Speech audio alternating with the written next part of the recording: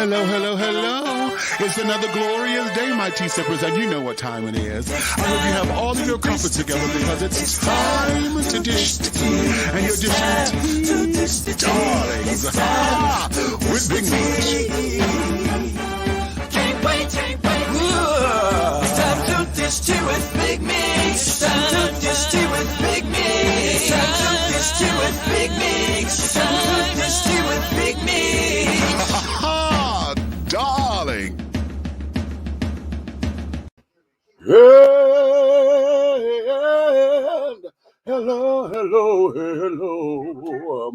And hello.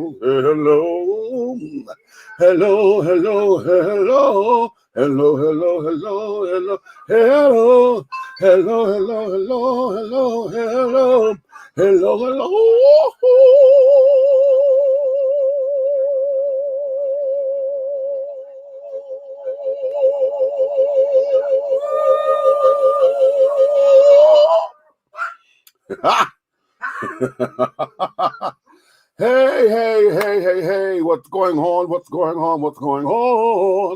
to all of my tea sippers and crumpet dunkers and tea brewers and pot stirrers and tea leaf readers. What's your tea? Hello, everyone, honey. It's another glorious day, and I know you have all of your companies together because you know what time it is, my darlings. It's time to dish tea, and you're dishing tea, darling. With Big Meat. What's going on, babies? What's going on? It is the first Sunday of 2021, honey. How many of y'all went to church? For those of y'all, my traditional church children, honey, I know Communion Sunday, honey, was off the chain today. Okay, and y'all get your wine on, you get your crackers. You know, this is done for the, in remembrance of me and things of that nature. Okay, did you break the bread? The cracker representing the body of Jesus. The wine representing the blood that was shed. Yeah. The churn. Yeah, I still remember, honey. Although I don't partake of those particular rituals like that anymore. I still would do it if I was at a church. It's just wine and crackers, honey. I could do that here because you don't have to wait to be at church to do that. You do know that, right? It says, whenever you do this in remembrance of me. Whenever and however often you do it. And there's those of y'all who are winos, honey. So, honey, if you got you some MD 2020 and some Ritz crackers, baby, we on and popping.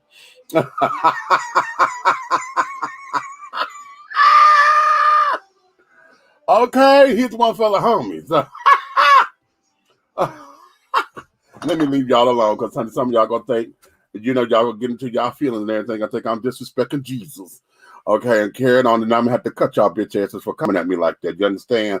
But no, we're just having a little fun in the spirit. Okay, so here's what it is, honey.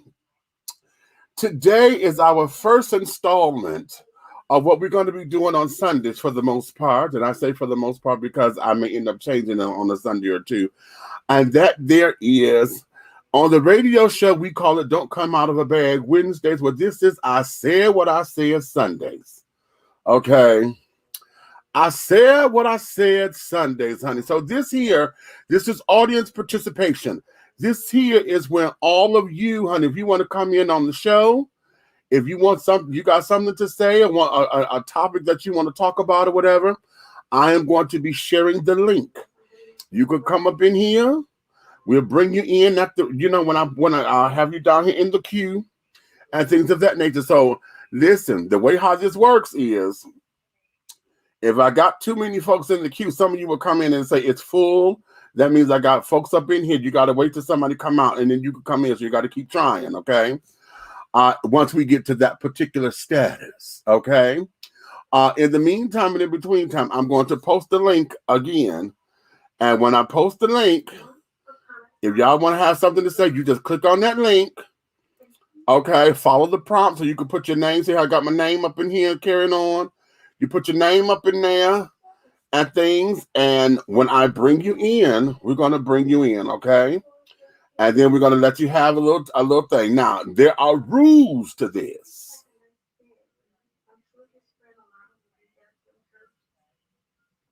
First, when you come in here, you better know what the fuck it is that you're talking about. I don't want you coming up in here trying to sit down here. This is not date-a-thon. No. Okay? This ain't gonna be read fast and carried on because y'all can save all that. Take that over there to some of them other shows and shit that y'all watch on YouTube. We're not finna get off into that salacious bullshit. No. Okay? Understand too, when you come up in here, everybody deserves the right to be heard. Honey, you could be passionate, have your passion, but be compassionate. And remember, you're talking to other people. Okay, I need to make sure that the respect level is there. We can have hearty debates and carry it on, but listen, when that tone starts to change. Now, you know, me and Aunt Nikki, honey, we done told y'all, we listen, I got big ears for a reason. I hear a tone, bitch, and my neck is going to, and my daughter over here just said my eyebrows always raised, honey. And I don't notice that, but she said my eyebrows raised. But listen, okay? So we're going to be real cute, and we're going to keep it cute. You understand? Keep it cute. And then, when you come in here, be prepared to defend yourself. Because if somebody disagrees with something that you said, hey, let's have a discussion, okay? Don't sit up there and get mad and in your feelings because somebody challenged you, okay? And you thought that everybody was supposed to, you know, co-sign bullshit. That ain't what this is, okay? Because we're not going to co-sign bullshit, you understand? And if it's bullshit, I'm going to tell you, now you know that's some bullshit. Okay? Shit of bull to the shit. Okay? Okay. Because, and like I say on the radio show, honey, if you come out of a bag, I'm going to come out of a bigger bag. See? Now, I don't know which bag, honey. You may be coming out. I could come out of this little Kroger knapsack, honey. I could come out of a Prada bag. Bitch, I may come out of a Samsonite. Okay? And if you fuck with me, honey, I may have to come out of a hefty bag. Huh. But do know this. It will be dealt with. Okay? Even if it's just as simple as just Xing your ass out, because I do have the power to block you. You can and will be blocked, sugar. Yeah, and I think here it's a permanent block, I think. Because it says block.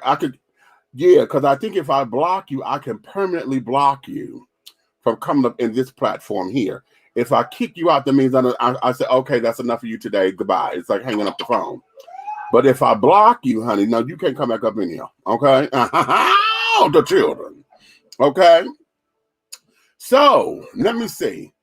Let me do this, that, and the third. I see the children that came up in here. TC, what's going on? What's going on? What's going on? What's going on? Okay. The other Tracy's up in here. Trace. Okay. Yes. Buck is up in here, of course. Okay, we'll be in a little while for my few minutes. Thank you for the opportunity. Okay. Just getting in, about to prepare some nourishment. Okay, you got vittles on the table? About to put vittles on the table? Okay. I just came over from the concert. Hey, y'all. Yes, okay, Miss Helena was just giving us her concert and carried on, honey. Okay, did she do that? Did she do that over there? Okay. Yep, don't smurf around and don't smurf up. Remember, the Bigster got back up here in the comments. Ha! Okay, now what y'all say? All right. Ha, JoJo said, yes, darling. Yes, Meech. Oh, those glasses are sickening. You know what, Joe? You know you pull out a motherfucking spectacle on your ass, honey. Child, listen. That's what you can wear them damn glasses, honey, and I want you to continue. You, bitch, you be finding some damn shades, honey. You find some motherfucking shades. Now, all of us have got to get real cute to some David Fords, honey. So, if you get the stimulus check, child, and after you done paid down what you can pay down and this and the other, and got room to treat yourself, honey, let's get over to Mr. David Ford. I ain't gonna disrespect the man, honey. I can't disrespect a man, honey. That's Mr. David Ford. Okay. So that there is that. So now, let me is it the season finale tonight? Oh shit, that's all right. I'm taping it. Okay. That's the season finale of Ghost. So when we get done with this, I'm gonna sit my ass over here and go watch that, honey. Okay. He's turned off. He's turned off. So let that be. So let me let what you say? Oh, honey, you're more than welcome, darling, because you know you are fashion. You are fashion. Okay, high fashion, darling. High fashion Parisian model. Thin, trim, streamline, model. That there is from Paris is Burning, for those of y'all who don't get that reference. All right, let me let my cohorts up in here. And let's get it on and popping, honey. Look who has returned, child. Hey, babies. Look who has returned. Yes, okay. God, I need it. Oh, okay. I had to come and brush my hair and come on because Meat said it was. I said what I said Sunday. Okay. Right. So I felt like what better day to come back in on what I said. Wait, see, she's stuck a pose, darling. Okay, right. Oh, okay. Oh, okay. Right. Okay. Yeah. Don't do it. Because you know, back in the day. Wait a minute, Vonna came up in here. Look at this. Good evening and Happy New Year. Happy New Year, my darling. Welcome to Happy New Year. Von Joris, that fashion designer, Von Joris, darling. Wow. He's my costume. He did a lot of does a lot of my costumes and stuff. I know you told me. Yeah. He knows about me stocking a pose and carrying on, darling, and carrying on. And I like commentating his shows though, and I haven't done a good fashion show commentation in a little bit. And yeah, what you say? Don't start. Okay, don't start. I heard that. I heard that. We just got here.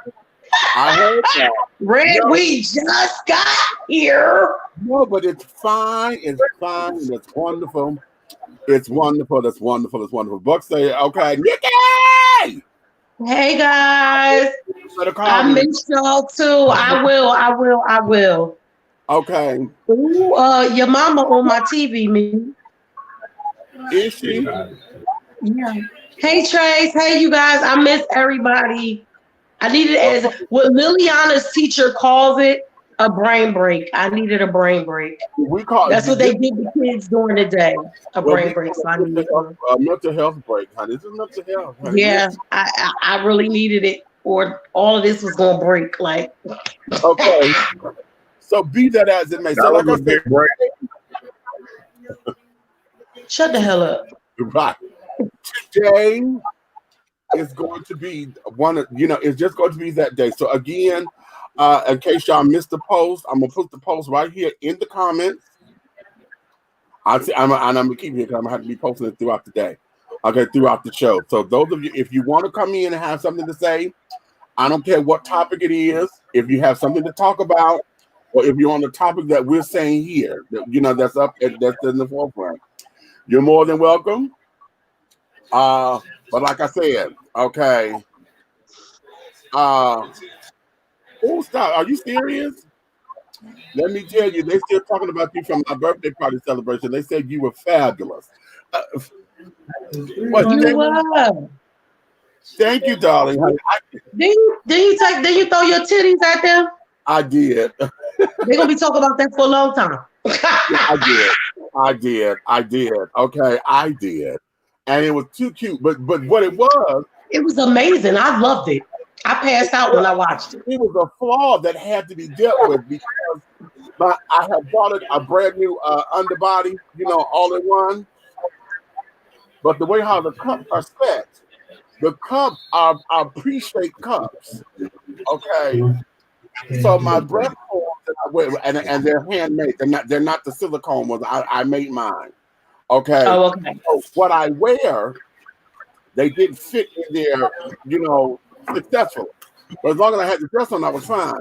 But when I did the spin, spinning around and around on the Gladys Knight number, the damn tears came out. They popped out. And they were dangling in the dress. So instead of my titties being down here looking like parts of, I mean, I might need to leave out and come back in. It looks like all three of us are frozen on mine. Okay, well, it might be. Come on to come back in. Okay. Okay. So keep that as a name. So it was something that. So what you said? You had some aggressive titties. I sure did. Really? Mm-hmm. You should have named them.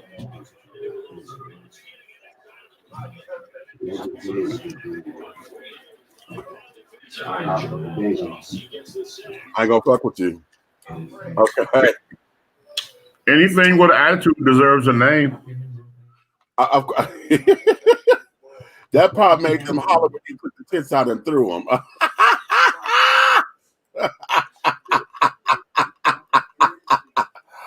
Okay, the Big Mac girls, darling. Ha, say it, baby. Okay. So now let me go here because I've got to be. I'm gonna be doing this throughout the show too because, and even though I'm doing it here, they tried to ding me on fucking YouTube for this because the people with the song, they get they're trying to be funny and cynical, all that bullshit. But I put in a dispute. I'm like, listen, I can't dispute this. I mean, you can't take it down because, damn it, this here it's a promotion. But nonetheless, y'all know we got Billy Porter coming. So hold on, I want y'all to take a look at this. Yes, I'm ready. Hope is ready. Yes, I'm ready. Finally ready. Yes, I'm ready. Hope is ready. Yes, I'm ready. Finally ready. Yes, I'm ready. Hope is ready. Yes, I'm ready. Finally ready. Yes, I'm ready. Hope is ready. Yes, I'm ready. Finally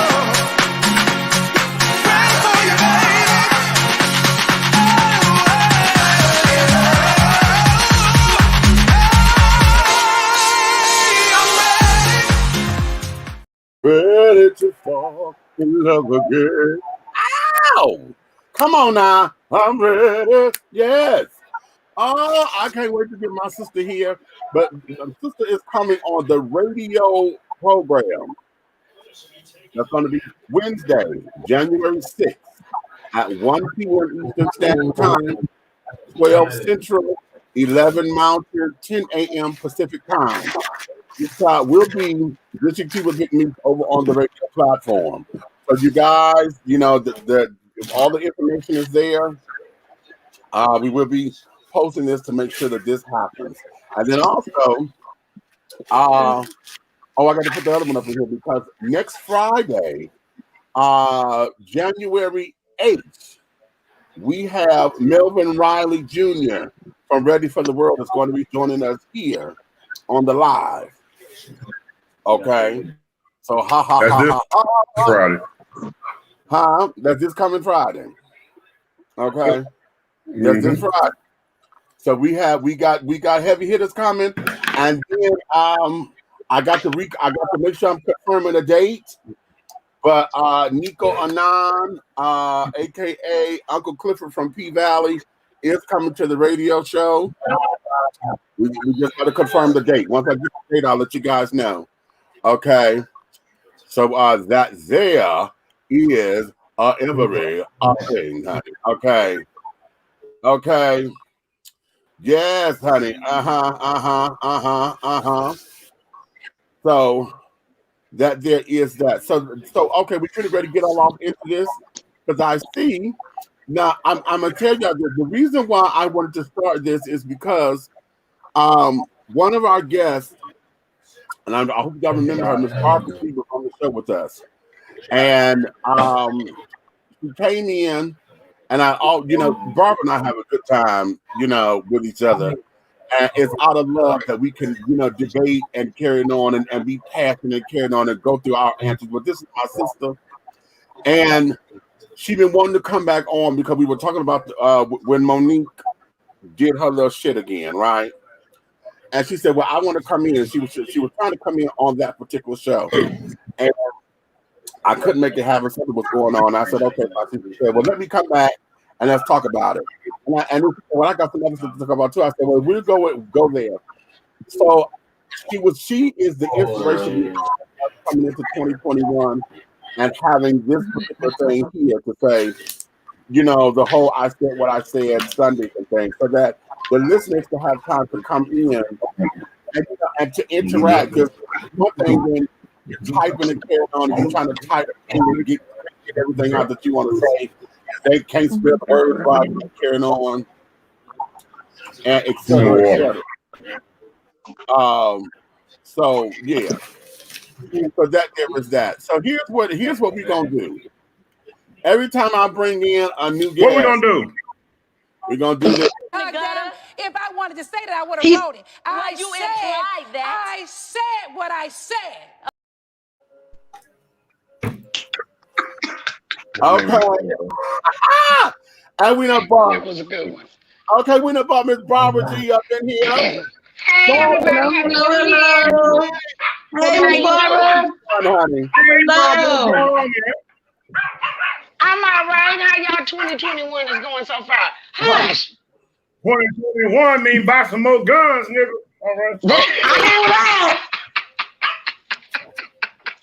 Well, I'm with you. I need to get a gun because right now I'm on 7 Mile. You know where I'm at over here in Detroit, and it's getting a mess. Really? Oh, Lord. Well, the 7 Mile has always been a mess, Chatters. And where you are, yeah. Okay. Oh, my Lord. And it's getting worse and worse by the minute. So anyway, yes, I've been dying to get on this show for the longest because I got several things I want to talk about. The first one is, now, I'm always on Facebook. You know how I'm a fighter. If I'm a ride or die for whatever it is that I'm fighting for. I fight for Bill Cosby. I fight for Monique. I'm fighting for one of the chicks on the Real Housewives of Potomac right now. What really gets me upset is, why is it that if I don't say what you are saying, that they come at me on a personal level? Right. Now, I try not to be disrespectful. Even if they say the dumbest thing I've ever heard, it's almost like these people don't even watch the show. Right. You know what I mean? And they probably don't. Right. They probably about to say that. They probably don't. You know what I mean? And again, I'm still very, very respectful when I'm talking to them, even if I disagree. So it just pisses me off that every single time I get on there, it's like somebody like coming at me on a personal level instead of what we're talking about. You know what I mean? Okay. Can I tell you? Barbara, I'm gonna tell you what that is. Okay? Go ahead. I'm gonna tell you what it is, Barbara.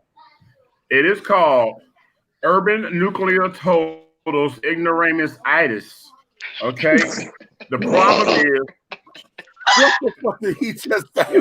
Get on my goddamn nerve. I just got that. Urban. So yeah, say it again. Say it again for the people in the back. Yeah, and I'm gonna need the abbreviated version too. You got to remember, you take what you do. You take urban, abnormal, and ignoramus. You get it? And you put it all in one word. Okay, I got it. Okay. So that's a southern made-up word. The reason I say that because you can they get involved and they emotions get into something. They don't know you. Oh my God! And most of the time, it's a scripted show. Right. I don't know why they get so upset. Girl, I mean, now this last particular show, these two grown-ups got into a fight. I wish y'all watched this show, I swear. But these two grown women got into a fight, and they isolated this girl out, talking about, what did they say? That she was a bad influence on everybody. But they did not say how this girl was in her face saying, drag me, drag me, drag me. And then when the girl drug her, now she a victim. Now they got a problem. Listen, You can't do that. Physical abuse and mental abuse is just as bad.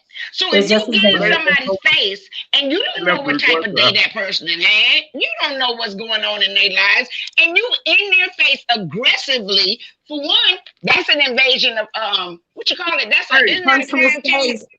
That's personal space. You see what I'm saying? So then when the girl hit it, then now you got these other grown women talking about, well, you need to be accountable to us. What does that mean? It means that the bitch wasn't supposed to whoop her ass, and they made it. Exactly. Okay. She was going to just stand there. Well, I want to say, Miss Barbara, to all the people that be in their feelings and coming at you on a personal level, just go ahead, right here, right now. Just cuss all their ass out real quick, real cute. And then you ain't got to worry about no more. And then you just say, I said what I said now. Yeah, you doggone right. But wait a minute, because I still got to get on Monique. Wait. Stop before you get on that little fat fucker. Hold on. Let me tell you something.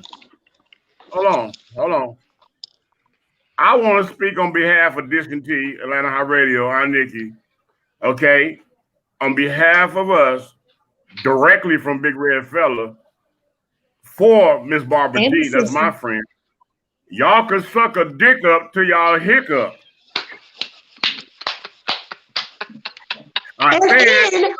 Vera Walker voice. Let's might as well just go around the clock on Dish and T in my Vera Walker voice.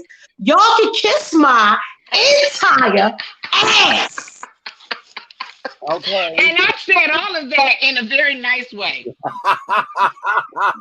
We ain't that nice over here, Miss Barb. You know, it's Corona going on, so I don't have nothing to do. So, child, I'll be like, bring it. As soon as they say anything to me on that thing, it's on. And most of the time, I shut their ass down. Who gonna check T? Who gonna check me, boo? Look, in my original Atlanta Housewives, She by Sheree voice, who gonna check me, boo? Right. I'm gonna say like this: 2 tears in a bucket, motherfucker. Anytime you want to sit down here and get keyboard courage, you can stand behind the computer, honey, but you know damn well you ain't got enough nerve to say that in front of my mother. But you know what? Sometimes it's like the topic, because it's a guy on there. He's from Australia, and he's very friendly. Well, now all of a sudden he's gay and a pedophile. Why does he have to be all of that? I'm like, what the heck is going on? Just because this man, now, he was playing with another man and hit the man on the ass. Does that mean he's gay? Yeah. No. No, they do it in football all the time. That's exactly what I said. So then, doesn't nobody have anything to say to me but to tell me I'm stupid? That's why I was like, what the fuck is going on? This man has never showed any display of anything. But now, all of a sudden, they labeling him because of one incident. And then because he's not from here, his mind is not on defense as we are all the time. So he's easily to be taken advantage of. Right. You see what I'm saying? So and a lot of times people from other countries, people from other countries do things that's a part of their country's culture that doesn't necessarily mean something that's gay. And I say that a lot about a lot of Africans. The men, they do this thing. It's almost like sucking your teeth, but it's like, I can't do it real loud right now. But when they do it, it's like a sense of disgust, like they mad as shit. But it's not a gay thing, it's a cultural thing.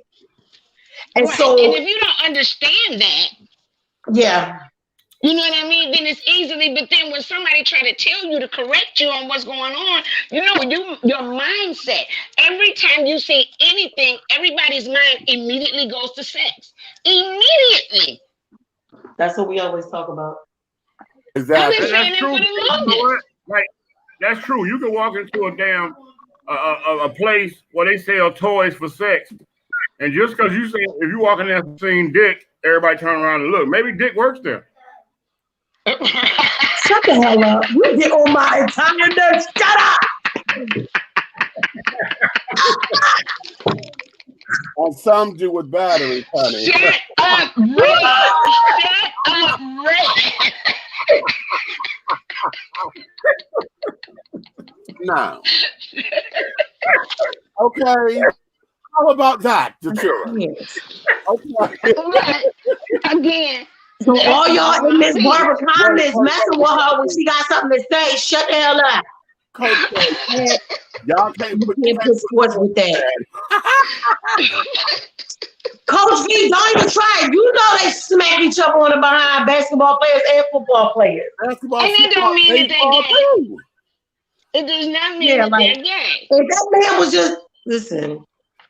No, I'm trying to understand why it's always a topic. Everything is about sex. That's the thing I don't understand. I don't understand why it's always a topic about one's sexuality. I still feel there should be something between that person and whoever that person is with. It should not be in the forefront. Then maybe everybody wouldn't think that way. I mean, you can't even watch a commercial and it's sexual. Commercials are sexual now. Here's where this is. And it's a catch-22, if you will, because society we have normalized what the gender roles are and carrying on, and society have put all of these particular things in boxes and categories of this, that, and the other. Anything that goes against what the societal norms are becomes a point of contention or discussion for the word. Okay? Dealing with sexuality, if it's not heterosexual, but folks are thinking it's normal, because when we think relationships, folks, the norm is this is a man and a woman. So when we talk relationships, oh, you got a girlfriend, you got a boyfriend kind of thing. Do you got children, you're married, this, and the other. Anything that goes against that becomes fodder for everybody to say, oh, that's different. Oh, that's this, that's that. It should not be, because straight folks say this all the time. I don't go around talking about my sex life. I said we don't either. But because I walk with a switch, you, old straight man, make it a point to tell this motherfucker that I walk like a girl or I do this. So y'all bring it upon yourselves. Whenever. Okay, Mace, did you ever ask anybody this? What? Why are you looking? I have. But have you seen his walk? So that's not saying anything. That walk is special. But what? When she got us on that somebody else for you that. can't help but see it, honey. Yeah, I'm still trying that to learn that thing almost for the runway. What you talking about? That's a runway walk, baby. Yeah. Barbara, what I'm really trying to say is, what grown ass man is looking at another grown ass man and goddamn all he can say is how he walk? What the fuck are you really looking at? But you know what, that happens. It happens. But the conversation becomes this for all intents and purposes. This is about how it becomes into the forefront of how we start talking about sexuality, because we do it with women all the time. When we see studs and aggressive girls or whatever, the first thing we think, oh, she want to be a man, and then it becomes that whole conversation. It used to happen before where women would become police officers or firemen and think, oh, she got to be a doctor. That's a man. Right, assumption. You know, and so those kinds of things become how we as society end up taking on these particular conversations. Ain't got shit to do with nothing. Listen, if you got 16 kids, that don't tell me whether or not you know how to sit down here and churn this butter in this kitchen or whatever. That don't tell me if you are a doctor and you know how to use this scalpel and carry on in surgery. You and your 16 kids ain't got shit to do with me. Okay, and what your work ethic is on this job. Now, hell, back in the day it may have, because when we were what's the politically correct term now that they're trying to incorporate in the history books, when we were non-volunteer immigrant workers. When we were slaves? Yeah. Right. Okay. Because we ain't changing shit. We gonna call it just what the fuck it was. Yeah. We ain't changing it so they little asses can stop feeling bad about what the hell they did to us. Because of culture. Hey, wait. We were slaves? You ain't know? I saw that. Ain't nobody had told you? No, I thought we was at an orgy. I saw Master hitting all the women. You thought we had volunteered for that cruise ship? Hush. I thought that was the Princess Caribbean. I didn't know about that. Lord, I ain't know they ain't tell you, brother. We'll talk about it later. Right. Damn. I thought we had a dog. It doesn't make any sense, and it's very unfair because what has happened is just like you were saying. What happened with your discussion group, folks? Then, especially now that we get into this computer courage, and I saw somebody say what internet gangsters and all that kind of shit. Because I can hide behind my computer, I could be who I want to be and carrying on. A lot of times, you got a lot of people who are talking that way because they don't do that in public. They don't know how to do that for themselves. So now, because they behind the computer, you don't know who I am. You don't know how to find me. I'm like, bitch, you don't know who I am, bitch. I will find your IP address. Right. Let me tell you something, honey. I got a very intelligent son, and he can find anybody, anywhere. Play with me if you want to. So because of that, they get into these particular discussions and think that they're safe. And then, because of the mentality that we're in with all this reality TV show type of behaviors, a lot of folks are looking for that drama. They're looking to cause this because they want the likes, they want the clicks, they want the shares. The likes and the clicks. Right. It's clickbait. Right. So it becomes all of that because now they're trying to set a platform, for whatever it is they're trying to do. So a lot of it is bullshit, fodder, and all this old jazz in order to fake the funk. And oftentimes folks are getting their feelings over something that, and it's happened to me a couple of times because I got sucked into it with and I like Walter Hampton. If you guys know Walter Hampton on the YouTube vlogger and carrying on, the big muscle guy that don't like fats and don't like gay. He don't like fat boys. He don't like people with HIV and carrying on. His commentary is very, very, very, very that way. And where we have we prepared, but when I interviewed him on the radio show, he told me, he said, a lot of times I put stuff up because I try to get folks to have a conversation with me. So he purposely says shit in order to do that shit. And I'm like, listen, the message that you're trying to give, honey, is not cute because your tactics are fucked up. The tactics are fucked up. And that's and then he did a video a while ago where I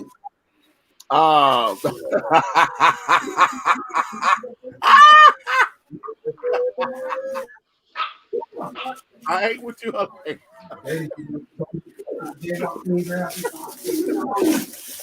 Yes, honey, yes. So, Helena, Helena, I'm gonna put your ass in time out. Right. We get into these different scenarios and carrying on because a lot of times we try to defend ourselves. A lot of times we want to be heard. A lot of times it's like, okay, they're not getting it, and we want to be right, and the art of communication or the art of debate or the art of having a discussion is lost because everybody's talking to be right and they're not talking to be heard, or they're not talking to share information. They're not talking to, okay, you know what? Wow. It's easy to say, I still disagree with you, but I see where you're coming from. Right, but you have to start out with an open mind. Right. You have to start out with an open mind. What happens is, and we talked about this so many times before, like when we talk about the religion thing, everybody's so hell-bent on what they believe to be right that you've never taken the time to understand what somebody else's beliefs are. Not that that person is trying to drag you into what they're doing, but for you to be able to have an open dialogue about something, you need to understand it. Right. So you can't condemn something that you know nothing about. Right. Exactly. True. Exactly. So what you say exactly? Most people think that they could be disrespectful to anyone who is different and unique behind the bushes. But once you confront their actions shut down. You know what? Or shut down or get shut the fuck up. Because sometimes, see, again, hey, I had a lot of great times behind the bushes, JoJo. I mean, what? Let's say something wrong. I'm wiping off my camera. I didn't get it on your camera. I got it on the bushes. Are you sure? Oh. My God. Can I finish with my thing before y'all get nasty on here? Bro, we can't help it, Miss Barbara. We sorry. You know something wrong with him. Let's talk about Monique the Freak. Thank you. Can we get on Monique, please? She said, before y'all get nasty on me. Go on, Barbara. That's funny. Go ahead. What?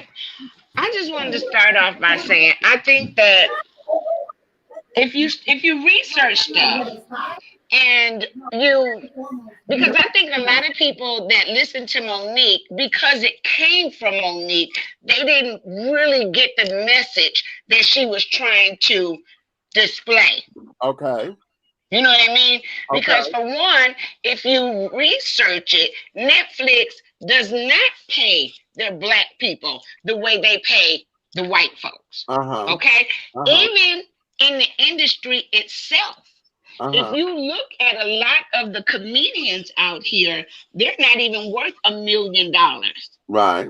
And they have done a lot of work. They have a lot in their resume, just like Monique. I feel as if we should stand behind her. But to what degree? I enjoy Netflix. Am I really willing to make that sacrifice in order to stand up for black women like myself and my kids that's coming up in order to let Netflix go? Which I did. You know what I mean? Because I do believe in the fight. And if we don't come together and stand up for what's right, they're going to keep doing it over and over and over. If you keep taking scraps because you have nothing right now, so you're grateful for these scraps, you know what I mean? Then they're going to keep doing that. It's going to get lower and lower and lower. Just like with these jobs, we had to fight to get more than minimum wage because you cannot do anything on minimum wage. You can't pay a light bill. You can't pay a car note. You can't do anything on minimum wage. But yet still, they wanted us to feel sorry for the corporation. Right. That's making billions of dollars. I like that point. I like that point. Damn, I like that point. You see what I'm saying? Yeah, but the same thing goes back to when it comes to standing up for our black women or women of color, ethnic women. It could be Mexican, it could be Puerto Rican, whatever. You know what I mean? It could be all of that. When do we as a people stand up? And then I also wanted to say, when as women, not women, but your dream, sometimes people can use your dream against you.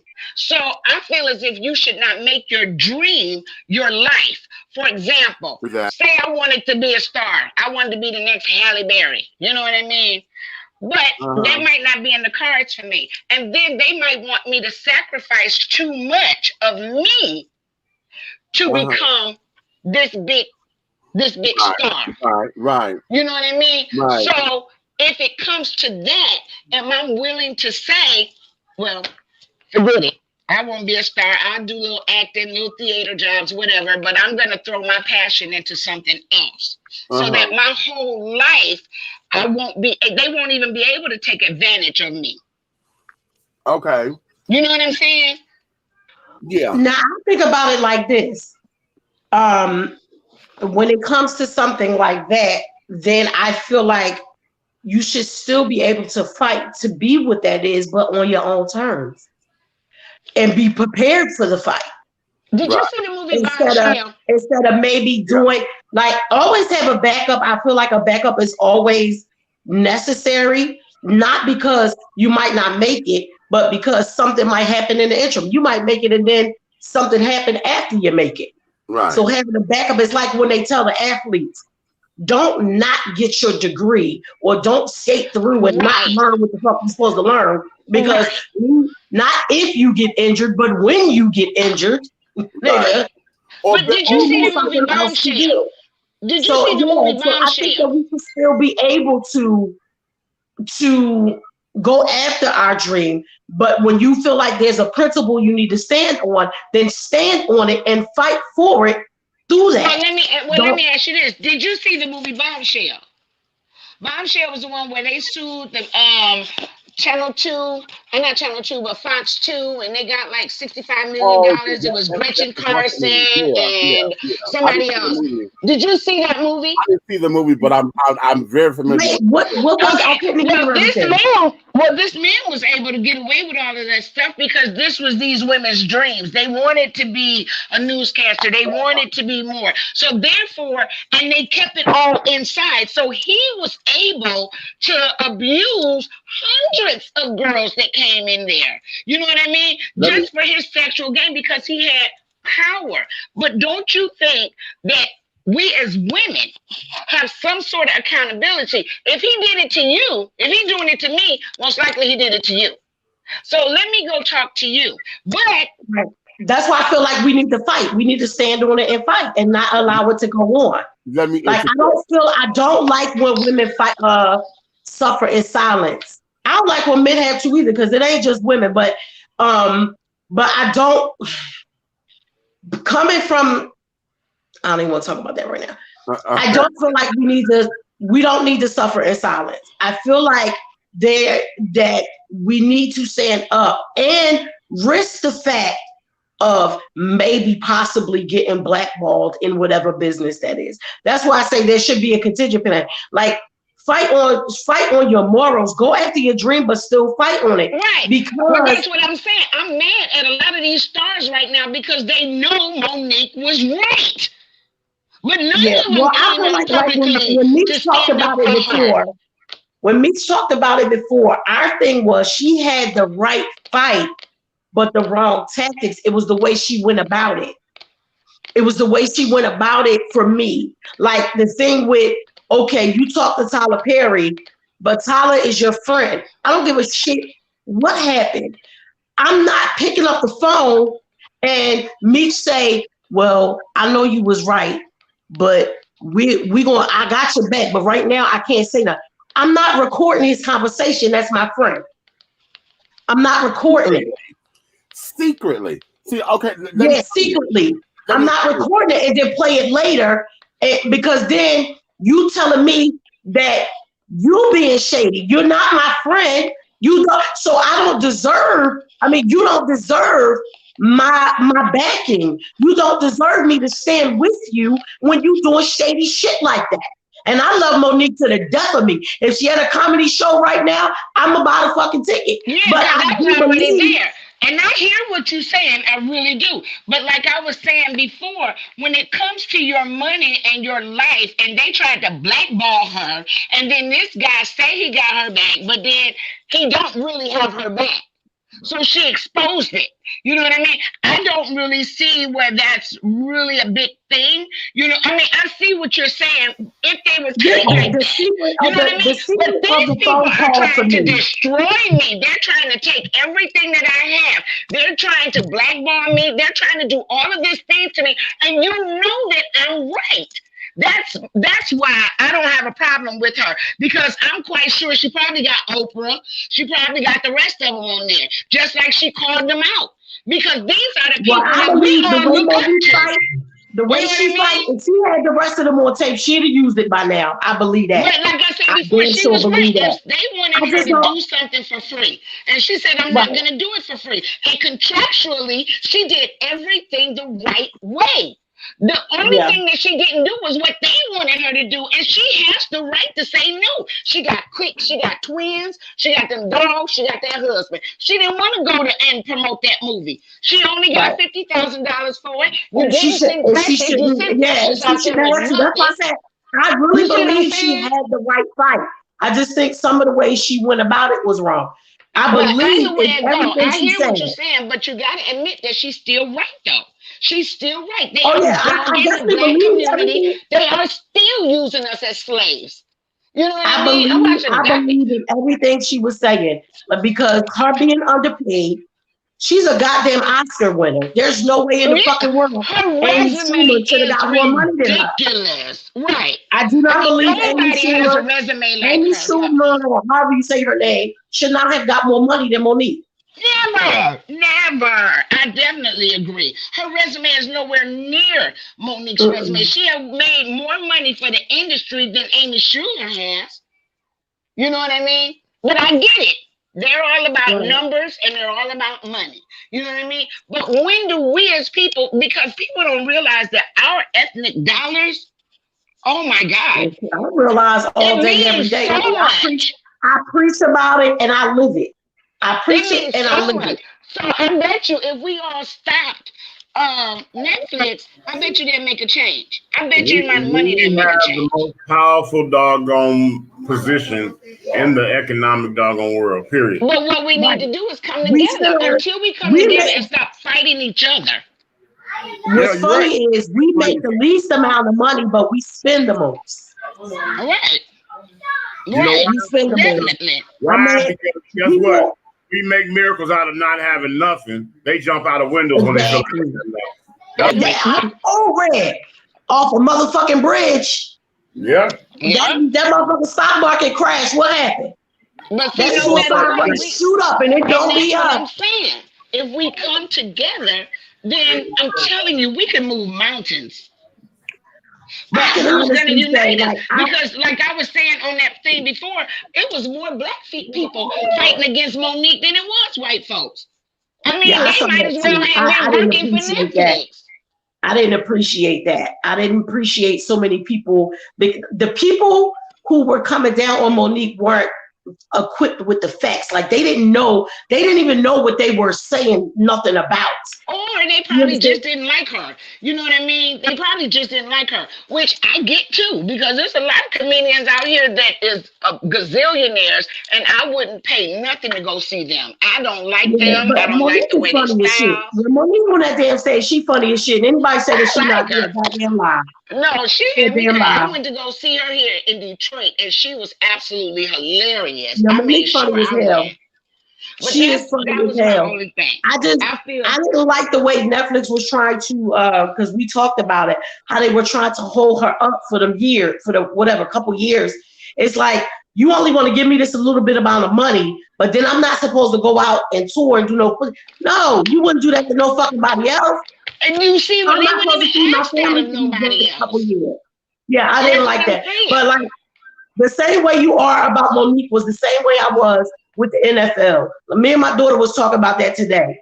I got 5 brothers, 4 sons. Football, basketball, sports are in my family. Nigga, let me ask you a quick question real quick. Because a friend of mine was talking about the women's basketball and how they got pissed off because they're not making money like the men's basketball. What you think about that? I don't like it. And I guess it's because not enough people go to see it. And that's what the men were saying. The men were saying that the women don't make money the way the men's make money. They don't make money because a lot of people, they have to, I don't know. I think what happened in marketing for WNBA needs to be a lot better. Because they don't market them the way they market the men. But don't you think they won't do nothing but just sexualize them? I mean, because you don't see the men running out there in those little shorts. You know what I mean? But the women's basketball have a little tight booty shorts. They don't have to. I think they can still. I still think a good NBA marketing team for the WNBA could do wonders for them to get people in the seats. I don't think they have to sexualize them to do it. Hold on, let me go here, because this is a discussion that we had for the Dream, and y'all know here The dream is the Atlanta's team. That's our Atlanta women's basketball team. Mm-hmm. What it is about marketing and branding and carrying on is that when they created their new logo, they have a black design, which was really cute. But at the same time, the sport itself, what we have to do is, number one, allow for the sport to be the sport. See, with people and their archaic minds. Remember what we said earlier about gender norms and what folks think that what it should be. As far as carrying on. People adore sports, but they still have not gotten into the area where they seeing women play just as hard as men. They still want to say women are only X, Y, and Z. I mean, hell, even in women's basketball, they were trying to make the regulation for the rim to be 10.some feet, 10.75, 3 3/4 feet, where the men's rim was like 13 feet or whatever. Okay. Oh wow. Yeah. In the beginning of all this, they were trying to make that some kind of women's sport regulation, and they were like, "What the fuck are you talking about? We learned how to play the damn game off of the regular rim. Off the regular rim. Nobody asked you to lower it. They don't lower it in college, and them girls ball. I had friends that play on the overseas women's teams. They play hard like the boys. What you think about them transgenders playing on the women's team? What do I think about it? I believe this. I'm not really sure how I feel yet. No, well, I totally believe that if transgender sports is just that, it's transgender sports. My problem is this: if the women, here's what this is, and this is the part that everybody forgets. If the women who vote say yes, I'm okay with it, and they say yes, I allow it, then let them play. Then the world ain't got shit to say about it. Yeah, they let them play.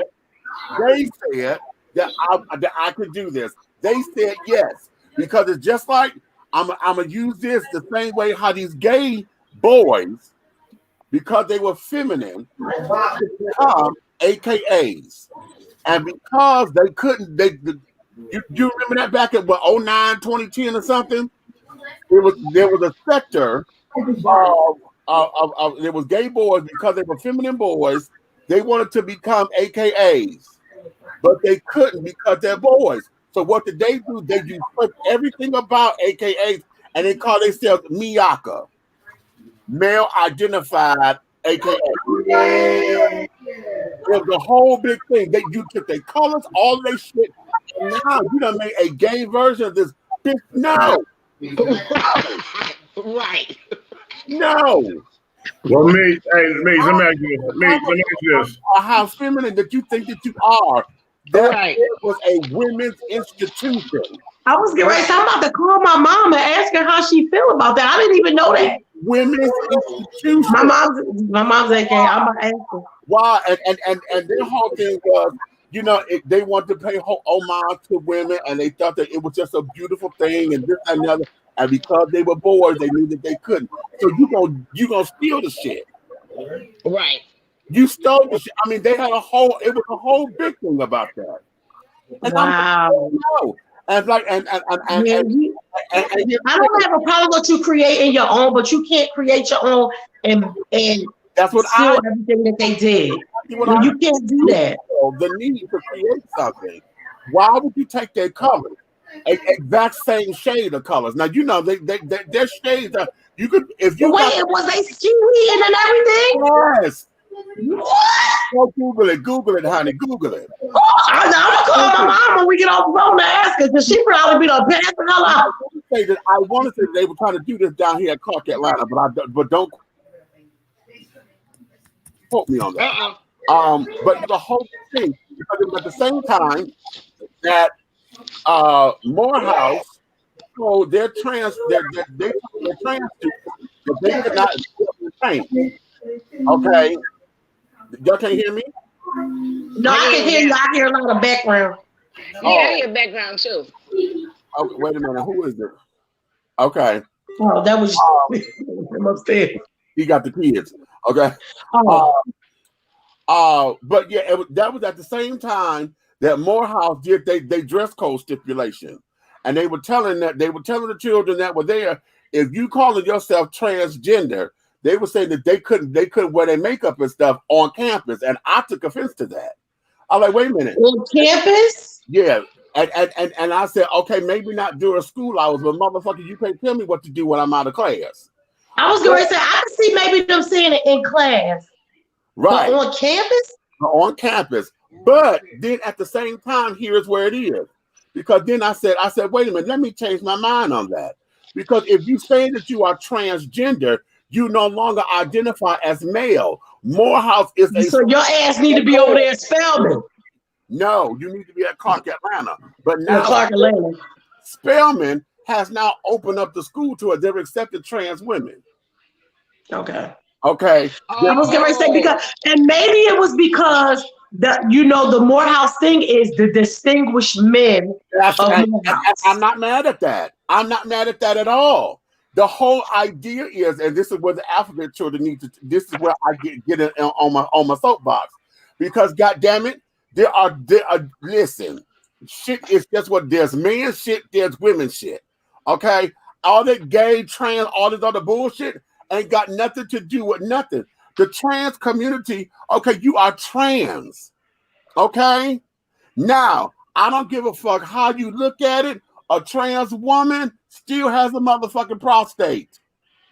And that's okay. A trans. Now, when we talk about trans women, bitch, let me ask you this.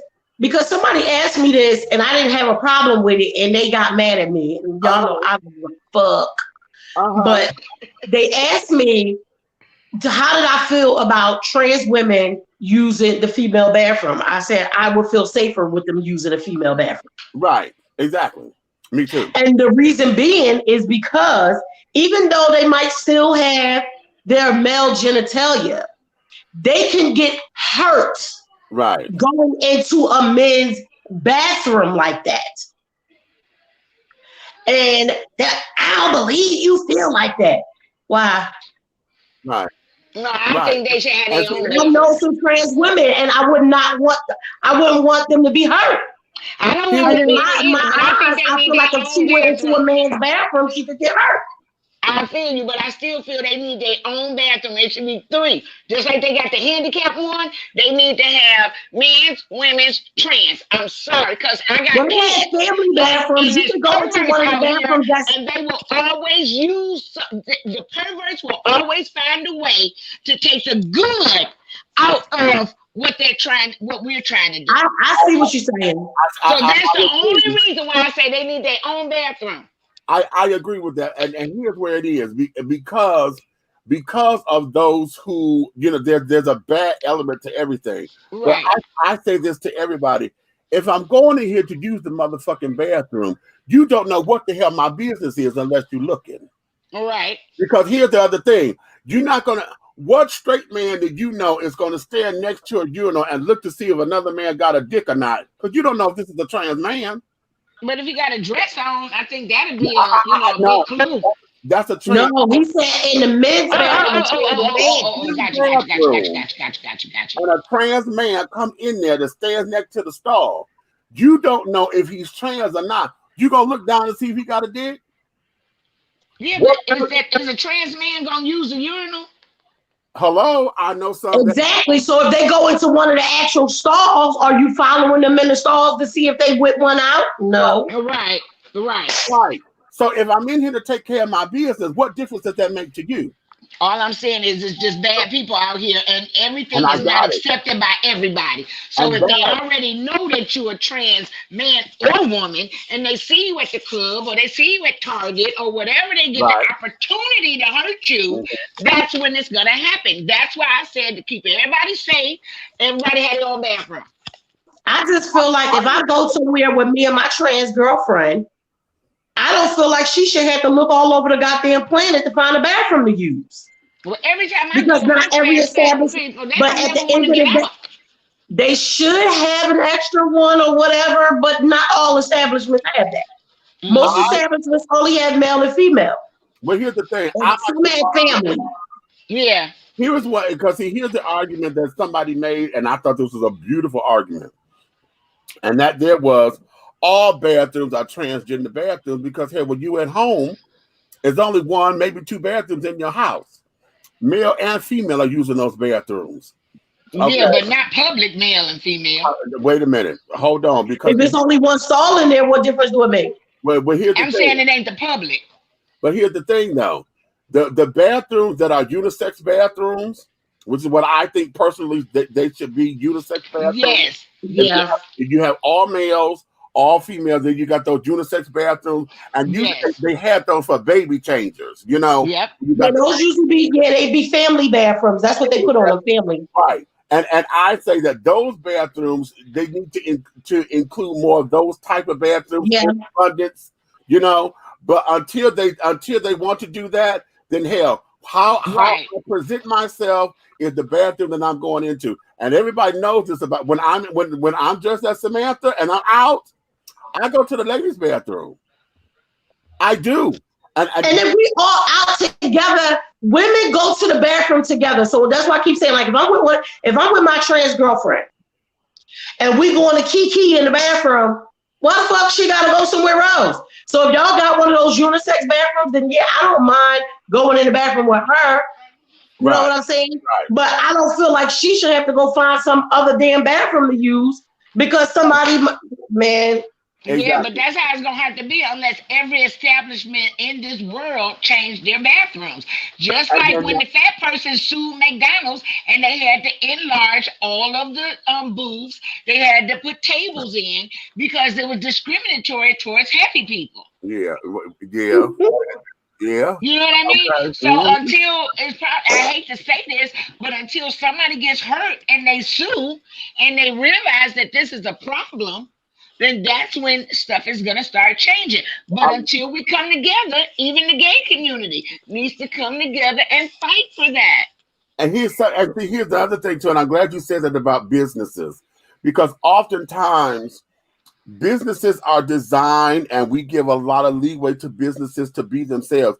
There's a lot of different clauses that are there. I know we have anti-discriminatory laws on the books, but a business could still, because the business is a private sector, they are protected by the fact that they can refuse you service. They can refuse service. Okay. Yeah. They can refuse service based on whatever the case may be. And they are protected by that, which is why there was a whole big thing, you know, the whole big thing about the anti-alphabet children shit that was going on about businesses. I took offense to because I was like, y'all already are protected. The fuck are you talking about? But it is that private sector where a lot of this ambiguity needs to clear up, because until that private sector get on board with the changes of the world, and then we need to find out who's who. Quite frankly, because listen, all of us as Black folks, we know when we don't go to certain stores. Why? Because you don't like Black folks, or you ain't gonna take my money, or whatever. Fuck it, I ain't got to come up in here. I ain't got to give you my money. I ain't got to beg nobody to take my motherfucking money. That's what I say all the time. You can kiss my ass. I'm not gonna beg you to take my money.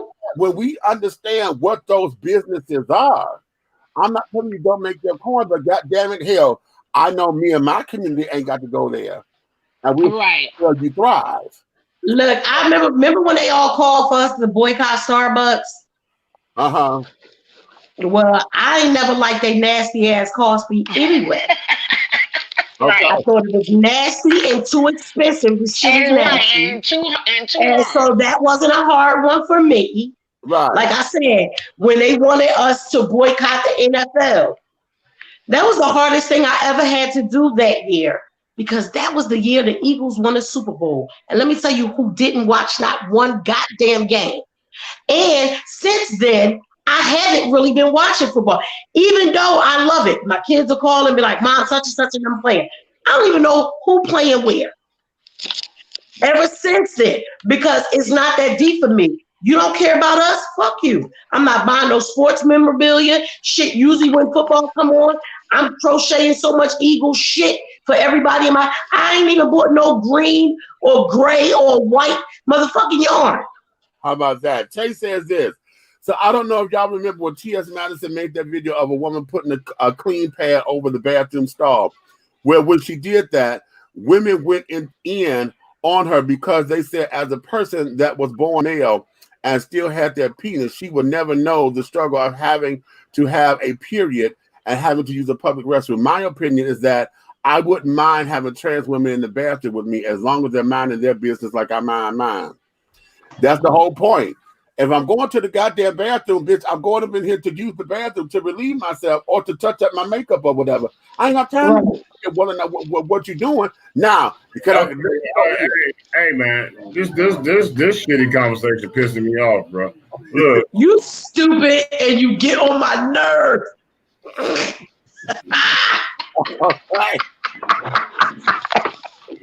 I cannot stand red.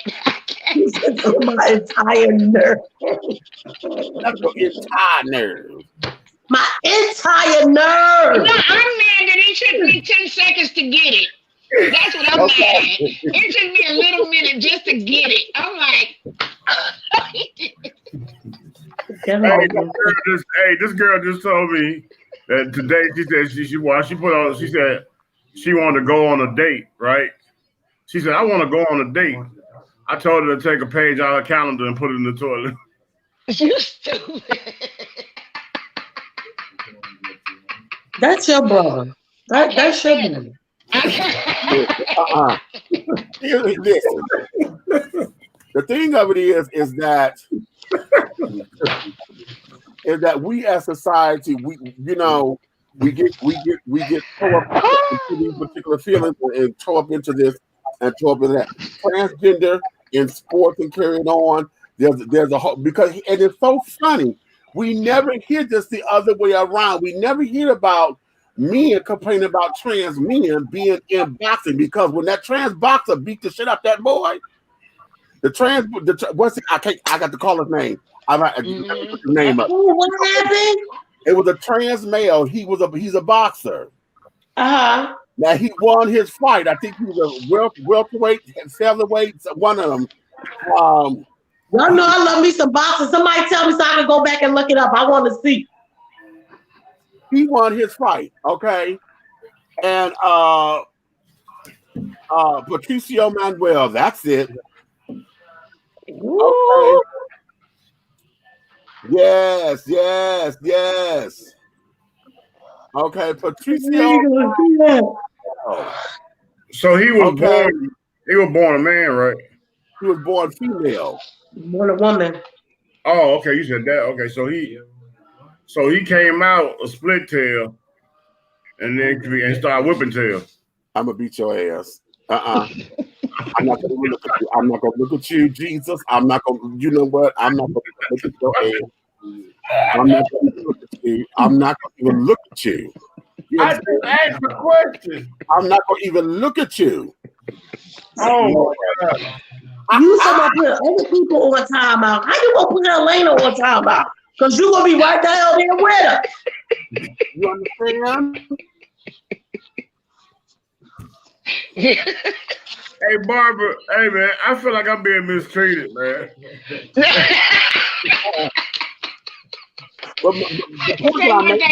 Shout out to people that just came in the room. Shout out to Mook Millions and Miss Ariel. Hey, shout out to Mook for not getting back to me on my video and stuff. Okay. That's nice businesses. All right. Okay. Mook Millions, you supposed to get with Uncle Red to shoot a video?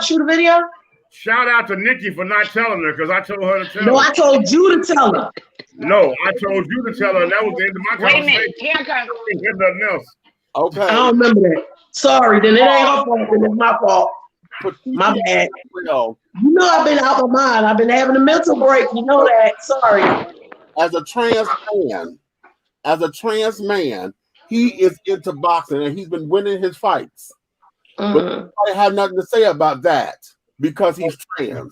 What they've been talking about is our trans women who are into boxing and kickboxing and carrying on. And everybody want to get our head over here. Oh my God, that's a man, and blah, blah, blah, blah, blah. But like I said, if those who voted and said, yes, we will accept this, and the women in that sport agree. It ain't nobody else's business. Nobody else's business. Damn Either it. watch it or don't watch it. That's how I feel. Either watch it or don't watch it. And then if they say it's not okay, then they'll get labeled. You know what I mean? What woman is gonna say that's okay because but at the end of the day, either you watch it or you don't. You don't have to watch it. No, I'm talking about them being competing. That's Right. what I'm talking about. I'm not talking about who's watching. I'm talking about who's competing. No, I'm saying like if the boards, whatever boards, like the boxing board said that it was all right for that trans male to be able to box that born male, right? So whether it's that way or the other way around, if the board say it's okay, the other females or males and whatever that sport say it's okay, then at the end of the day, everybody else needs to mind their business. Either you watch it or you don't. No, hold on. Because what my question still is what Barbara's saying is about it's the players themselves, it's those in the sport. And those who won't speak up and speak their mind and say that I don't agree with them, but I'm gonna go with the group because everybody else agrees. Then that's on them. Because I'll get labeled. You know what I mean? But here's where it is, because see, my whole thing is this: if it's done as a diplomatic democracy where majority rules because they took a vote on it, okay, then that's a diplomatic way of doing it. That's different. I don't care if you identify but if they as say, a woman, is there that mean that anybody? you are a woman and you cannot play in women's sport. I'm sorry, it's unfair. Look, honestly, I don't care. I just want a list of the niggas that got their ass whooped by that girl. Me too. It could be a whole lot of them. Trust me. I know. I'm talking about. I just want a list. I want a list of the ones that lost, so I can go. Listen. When I was in school, and all y'all know everybody knows who Doris Stanley is, right? Hold on. It's right there. See, right there, because he's trans man, that's all they hear. This was a girl that beat his ass. Yes. You understand? That's all I hear. That's all they're hearing. That's all I hear. And right there is where the disparity is, because the other way around, all they're hearing is, damn, that's a man fighting this girl. Yep, that's all I hear. Because and the other way around would have been if he would have knocked her out. If he would have knocked her out, the other way around would have been, oh my God, y'all let that man beat that girl ass. Hold on, Nick. Time out. If you want me to change, but very seldom a trans man is gonna beat up a real man. If you want me to change what I'm saying, and the way I said it, as a heterosexual man watching that type of play, if you want me to change what I'm saying, then she need to sew a dick on. When she sew a dick on, I'm gonna give all her man, but she still splitting ass. You know what I'm saying? Yeah, agreed. But that there is where it is, because for those who are preoperative trans women, okay, that's all everybody is hearing. So this is why what I say for trans sports, I feel that a whole separate category needs to be listed to where trans are fighting trans, because the stigma that we have in it is right now is too high. I was going to say, well, right now the problem probably is there's not enough of them. Right, and possibly, because there's not enough of them, it's like we gotta wait, because it might not have been other trans men or trans women for whichever sport that know that they were able to do that. Okay, you know what I'm saying? I think of it like this. Yes. You gotta have different categories, Nick. You know that. You're right when you say that, because you gotta have the people that's on the bottom and working their way up. You know how it's a grid. So you gotta have a grid, right? When you're doing boxing, it's like, I'm scared about what you might say after this, though. No, I'm not tripping. You gotta think about it. You gotta have so many brackets when you win in sports, and you gotta have them. Okay. And they gotta work their way. Yeah. So when you go up, there's not gonna be enough people. But see, this goes back to what I said before. I'll turn my mic on for 1 second, y'all. If the women who sit down there and agree and say, I ain't got no problem with it, especially those who feel they badass bitches anyway, okay, they ain't got no problem with dealing with a trans person, then hell, all bets are off. Especially when they get in the ring. Because I'm sure there are those who don't, because we don't have that kind of fight. All Layla has to do, Layla Ali, would have to be the one to have an HBO bout with one. Exactly. That'll be the approval that will start the trend. You know what? That's a damn good point, right? Okay, that's you got a good point. Because people look at things from like a popularity, and you know what I'm saying? Everything is whatever's shiny or whatever's doggone famous or whatever's the newest, hottest thing. And she the hottest thing in boxing right now. So if you just set it off, then it becomes the norm. Exactly, and I, you know what? I'm gonna have to agree with that because then you'll meet the approval. It's just like it would if who is who are our fastest runners now? It used to be FloJo. Who now is the fastest runner? Okay, I don't know who that is, but whoever is the top or the name in that particular sport, they need to be the one to either put a bout together or come out publicly and endorse it. I know for the men is Hussein, right? Right. You saying Hussein? Okay. I say now, but see again on the flip side of that coin, when we talk about trans men, there are very few, if any. I have not heard anybody say that has the same intensity of this argument when it comes down to trans men being in these particular sports. Right. I have not heard the fight for trans inclusivity and carried on in sports. This particular type of argument is never this intense when it comes to trans men. Because it's not equal. It's not an equal argument. Men are always going to be stronger than women. Always, no matter what you do. Even using there. I don't believe that. Come on now. I'm not saying that it ain't no find me a man that can push. No. Find me a man that can push a baby out of his penis and all the No. Okay. All right. Touche. I'm with you on that. Touche. I'm with you on that. So let's go with physically strength. Okay. I'm going here. Because you're right about that. I'm going here because with that same argument, the men need to sit down there and say, I can't fight no trans man because of that. You understand? Agreed. Because there's not need to say something. They have to say something. That's what I'm saying about the argument. It is never this intense. But then he would be labeled. But then he would get labeled.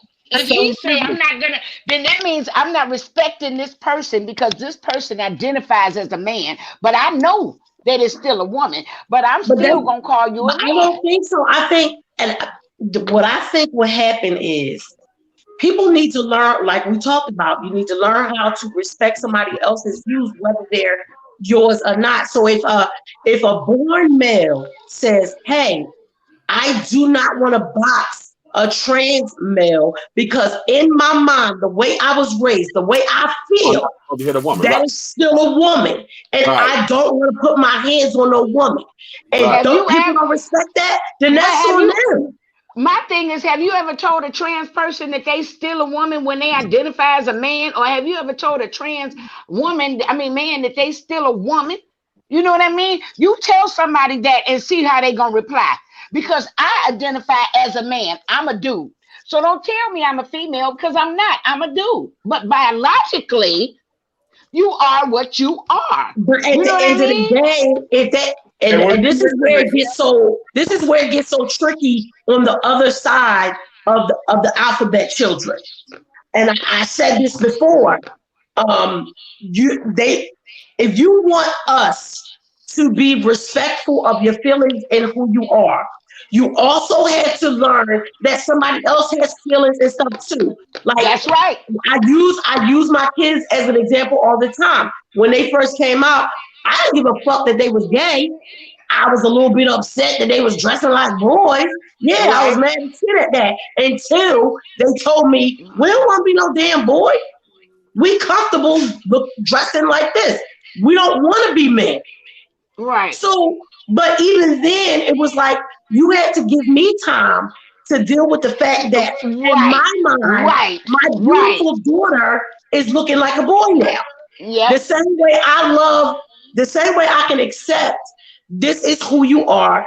Right. Because when they first told me, my mind didn't automatically go to sexuality. Right. The first thing I said was, I don't give a fuck. I raised you to be good people. And as long as you good people, I don't care. Right. Really? That was Is my that reaction. How did honestly, they bring Nikki, it that's to where you? your man went to? How did they bring Ask it? Honestly? him. Ask him. No, I'm saying, Ask but him. no, You let me can ask. ask both my daughters. They'll tell you exactly what I said. No, I'm My saying. exact words was, don't nobody give a fuck. But I'm asking you. I want to know It personally. didn't. Maybe It we didn't. shouldn't talk on this because No, I we want to know can. because the same thing We can. happened to I've had me this and discussion I didn't feel openly that way. I mean, eventually I felt that way, but from the no, I very didn't feel second. that way at all. I was mad. From the very, I was pissed. I was not disappointed. me. I had to go through a lot. Well, I didn't go through a lot because it's not my life. And I realized that I have no control over another grown person, what they decide to do in their life. But as a mother, yes, I was highly upset for about I maybe wasn't. 2 days. I wasn't. I didn't get upset because even when they first came out, they were still dressing like girls. Like they ain't never been girly, but they were still dressing like just regular girls, like jeans and t-shirts, hair done and stuff like that. So So you no, really didn't know until they told you. well, I don't know because they was tomboys. It's like a lot of boys in our family, Right, so it right. wasn't. No, freeze, Nikki, freeze. This is what I was talking What? about right there. Uh-huh. That mama instinct, that mama coddling, enabling bullshit kicks in, and it makes you blind to what's right in front of you. Even though a little light kicks off in the back of a mother's head or mind and heart, a little bitty light appears, and she'll say, "Nah, I'm tripping," and put it in the dark, and then it'll come all the What way. I can say is I thought Keisha. And we've had this open discussion. I thought Keisha and not Cole until they told me Cole was the one who had a girlfriend first. Right. And and I'm gonna tell you why. This wasn't about the mama calling or nothing, because when Cole would get dressed and everything, it was her thing, like to be dressed up and be fly and do this and do that. So no, I didn't think that about Cole, but I knew that Keisha was a tomboy. She wanted to play basketball all the time. Every time they did a show, as soon as they had the girly stuff, they had to take it up. She was taking the weave off, the hair off, everything quick. So I believed it first about Keisha before I did about Cole. But what the question that Barbara was asking, was I upset? I was never upset because it never made a difference to me. And I meant that wholeheartedly. Now I was upset. If you have an open mind as a parent, I can speak on this as well because my second oldest, her and Cole, they died the same one thing. Okay, when it came out with me, she was so damn nervous and messed up with me finding out. But my response, because she was a daddy's girl, you know what I'm saying? But my response to that was, okay, well, don't be so hard on these hoes. You know what I'm saying? I was like, right. You know what? And they were too. They said they were so scared. They was coming to me and they was like, they do everything together. So they was like, well, we got something to tell you. And at the time, my mom wished to trade. I said, if one of you bitches is pregnant, I swear to God, I'm going to kill y'all in here. And then they came out and said, we gay. And I looked and I just said, both y'all? So that was better than being pregnant? Yeah.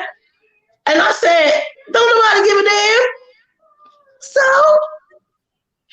but I did make a joke about it, and I said, wait. I did like this. I said, well, wait, should I have one of y'all to be pregnant? And we laughed about it. And then it was like, my heartache and stuff came with, in my eyes, I would have rather them been like the lipstick one, the femme one. So it took me a little bit of time to get used to, that's just not who they are. But them actually being gay never bothered me 1 second. Just that I didn't want. I remember saying that to Keisha one time. I said, girl, I was mad because I had did her hair all up. She asked me to do it. This was after she came out. And I went up to Lincoln University to take her some groceries. And she had took out everything that she asked me to do. Now, bitch, I felt like, why the fuck you asked me to do it if that ain't really what you wanted to your damn hair? Because I could have been doing something else with all them hours. And I looked at her and I said, I had 2 daughters and 3 sons, not 5 sons. I did say that, but it wasn't about her sexuality. It was about the way she was looking in her face. Because in my mind, I had two pretty ass daughters, and I wanted the world to see it. Okay. I hear you. Now here, let me take a break right here because I see Helena been down here in the way up for a little piece of a minute. Oh, for real? Yeah, she here. And so now I'm gonna take a commercial break. When we come back, I'm gonna bring Helena up in here. Then we're gonna get the most shit going. And then I got to come back because see, apparently, you know what? The Cosmos didn't want to hear my mouth about Miss Monique because all throughout that I was trying to get up in here, I had to reboot and this, that, and the other, and I missed the whole I'm sorry. Well, we can go back to Monique because you know I want to get in that conversation. I'm coming. So okay. You wait a minute. Robin said, "No, fuck that. I'm here for that." You know. You already know me. She said, "No, fuck that shit. No, no." Joe. Right. I'll be right here. Okay, we'll be right back in just a couple of moments, my darling. Commercial break. Commercial break, honey.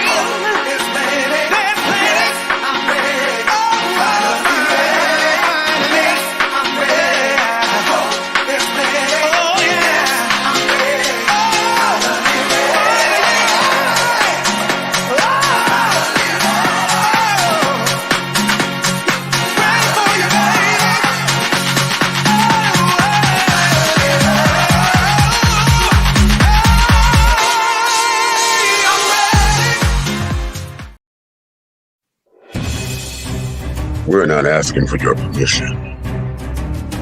We're not seeking your approval. We're claiming what's ours in the name of our ancestors. We are their answered prayers. This is more than a movement. This is a revolution. Black innocence. What are yours today?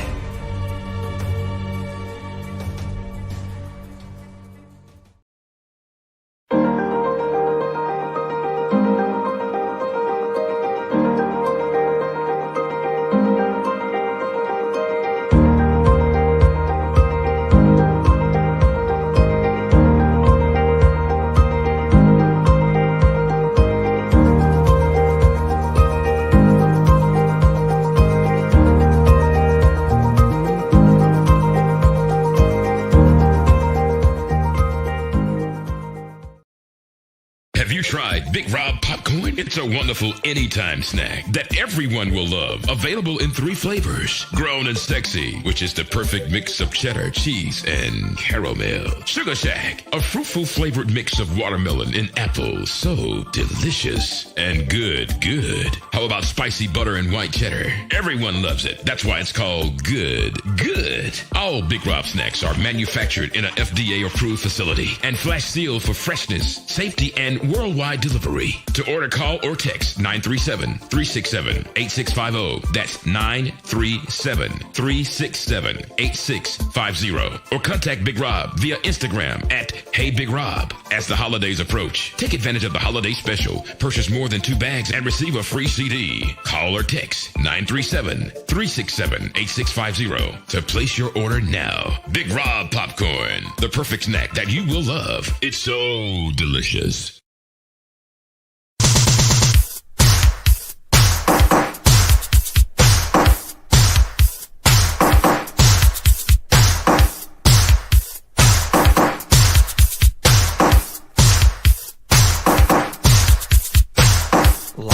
Always say it's good for the geese, it's always good for the gander.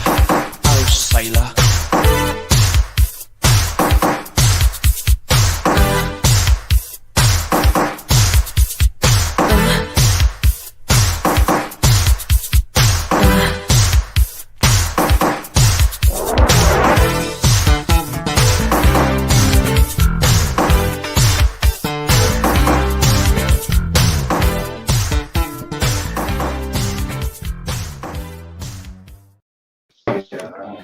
If I want to say agree with. It was the part Uh-huh. where you said you like to do stuff and then you don't like it when it's done to you. Listen, I said what I said, As and always. I'm not changing on it, okay? Okay. That's it.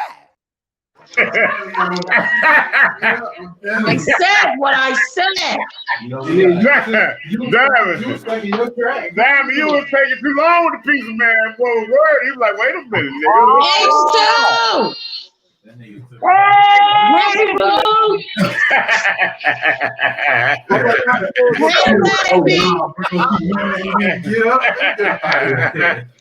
She ain't give me no tip or nothing. This is set up. What's going on? Yeah.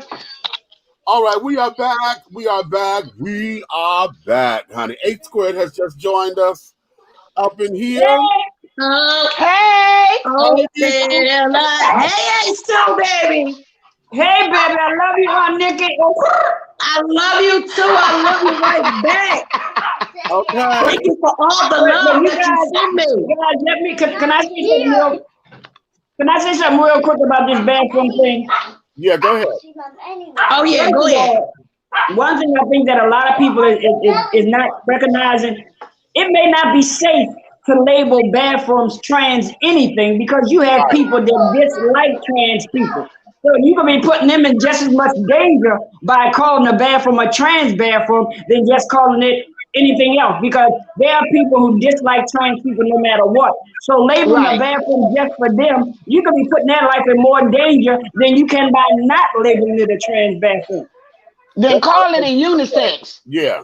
Right. Well, they can use the family bathroom. Or call it a unisex then. Yeah. Yeah, unisex is fine, but don't label it trans anything, because you have people with transphobia, and if they go in the mall and they see a bathroom or go in a restaurant and see a bathroom labeled trans anything, you are literally putting those people's lives in danger. Exactly. They'd be someone hiding in the corner. And what about those who just happen to run in that bathroom because everything else is taken? Then that's on them. And no, that's not just on them. But we talking about as far as the danger is concerned, because I know I've gone to a women's bathroom, honey, when the meal was out of order, or they come to clean and they cut the thing off, and you got to go, but fuck it, I'm dancing in here. You know, women do it all the time. They'll go to a men's room, you know, when they can't hold it or whatever. So you talking about labeling a bathroom that specifically said trans, and you got folks who thinking, oh, well then you must be trans then, and it becomes havoc. You know, right? It will become havoc. So yeah. So now, okay, here's what this is, because I wanted to touch. What if the bathroom said other? I would go in that room. Okay. Because technically I am the other, because unfortunately people have a mindset, because I do drag, they have this, excuse my language, they have this dumbass mindset, because I'm gay and I do drag, I want to be a woman. I never in my 22 years of doing drag ever wanted to be anybody's woman, period. Right. You tell them, nigga. Tell them they still. You tell these bitches out here. Okay. I enjoy using all of my male body parts, period. I hear that. This world is built on assumptions. Okay. Here's where it is. Let me go back on this Monique thing, because when I was having technical difficulties up in here and things of that nature, there were some points I wanted to make, and I'm going to say this for the record, and I've said this all the time, although maybe my delivery is a little bit that way. But I am Team Monique, okay? I'm Team Monique because I do believe that in her fight, but I'm going to tell you why I have problems with the bitch. The reason why I have problems... You say the bitch? I said it. Okay. He said what he said. The reason why I have problems with this thing is because, number one, her fight has changed, okay? And the reason why it has changed is because she has been trying to lump too many different things into this particular fight, okay? Her fight with Oprah ain't got shit to do with nothing, with Lionsgate and Precious and all that. Ain't got shit to do with that. Her major beef with Oprah is a personal beef. That's not true.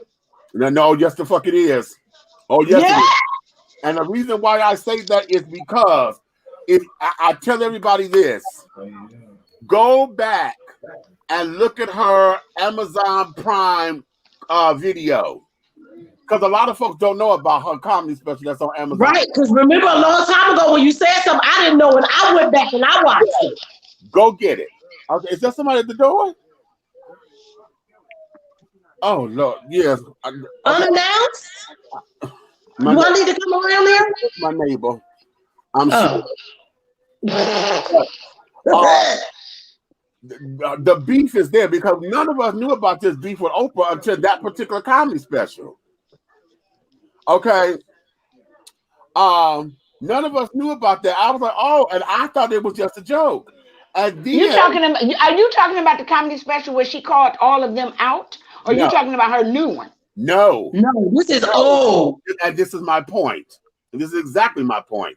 She had a comedy special that you had to buy on Amazon Prime. Yep. What year did that come out? That came out. This is the comedy special before she called them out with "Suck My Dick." Oh, okay. Right. Okay. Right. And that's what I'm talking about. See, her fight became with Oprah that was personal.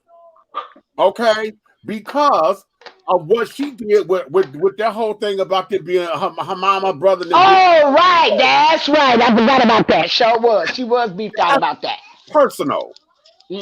Now you come adding on this other shit with the Lionsgate shit. Because now go ahead. Wait. Because now Oprah came the big bear omen now, because not only are you personal with her, now she's a part of this conglomerate, and you say that she done said this personally. Oh, well, she said, well, you know what? I support your fight, and I believe in your fight. She like, but bitch, when they came up, you never stepped up, and you never said she wasn't supposed to, because that's your fight right now. When folks come up to you and say, girl, I'm standing behind you, and this, that, and the other, that wasn't for her to sit down there and get into your business like that, because I don't know the details of your business. That's another black woman in the industry. So Oprah know exactly what Monique is talking about and what she's going through. I don't think she would know her contracts and her details of what's going on, though. Oh, no, maybe not all the personals about it, but yes, Oprah's in the business. Oprah knows.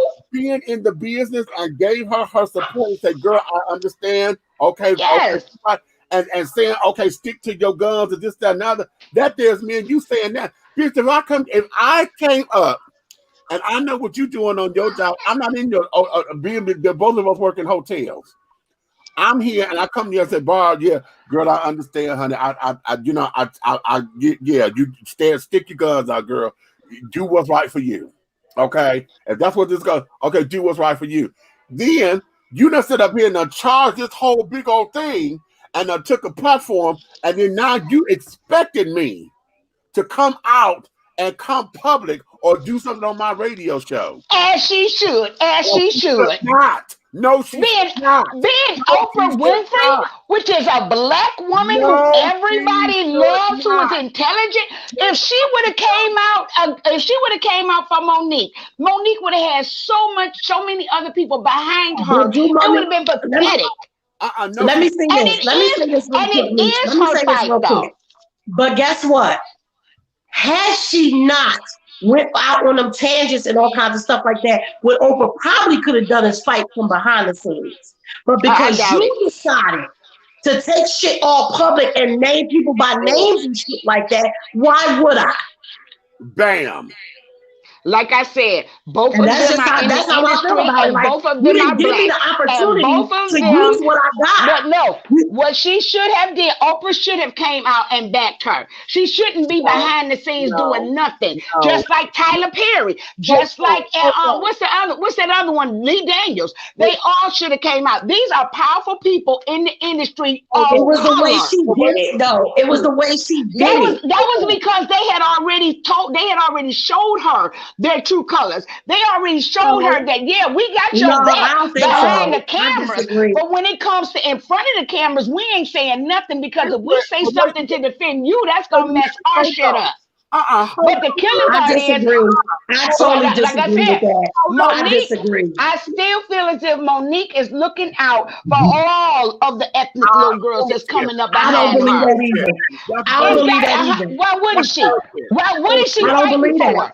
Because she got money. No, she already got money. That's not the point. The point I is ain't never when seen you have Monique a stand up for nobody resume. else and shipping. But Monique is if not you the have first a black woman. resume the way Monique has a resume, and for them to Monique is offer not her the first black woman, though. $500,000 is wrong. Hold What on. other black It is woman has her wrong. resume? But But there's Monique is no not the other first black woman to go what? through it, and I ain't never seen her stand up for nobody either. Who? All of them.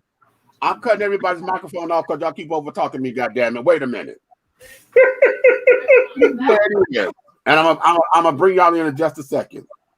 I thought somebody Right got now, the reason why I say hell no is because just like I wasn't there when you said they did those contracts. I wasn't there when you handled your business. I don't know what the hell you said, and I don't know the full side of the damn story, number one. So you don't obligate me to stand up there and fight for you, bitch, when I don't know what the fuck is going on in its entirety. But you're going to expect me to come up and do your fight? Hell no. Now, here's where this is. You sat up there, and now you mad. I can understand you being upset because maybe what you thought was supposed to happen was supposed to happen. So you pissed. Okay, I got it. I got room to talk. Okay, let's have a conversation. But now what do? You throw a tantrum, and just like we were talking about keyboard courage before, but you didn't do this like Agent Orange does and throw tweets every goddamn day.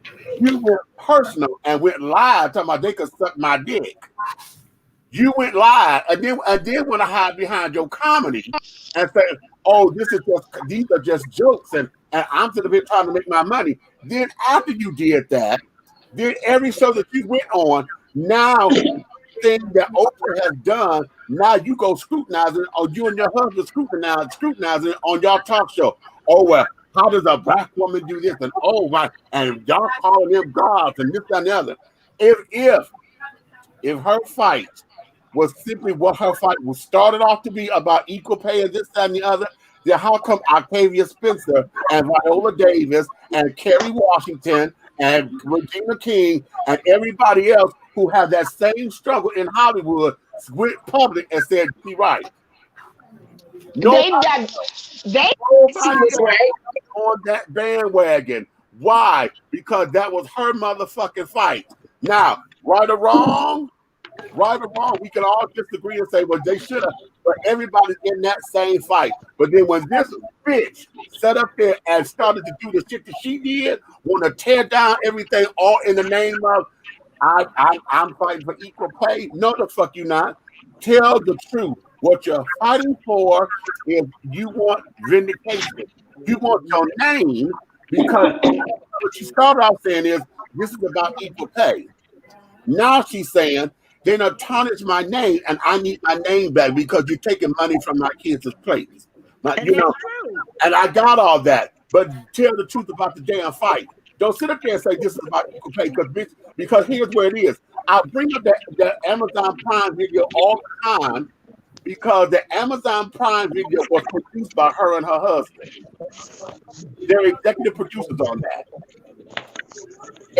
Amazon Prime is a streaming network. You went to Netflix, okay? Now, before you told us what the contract was,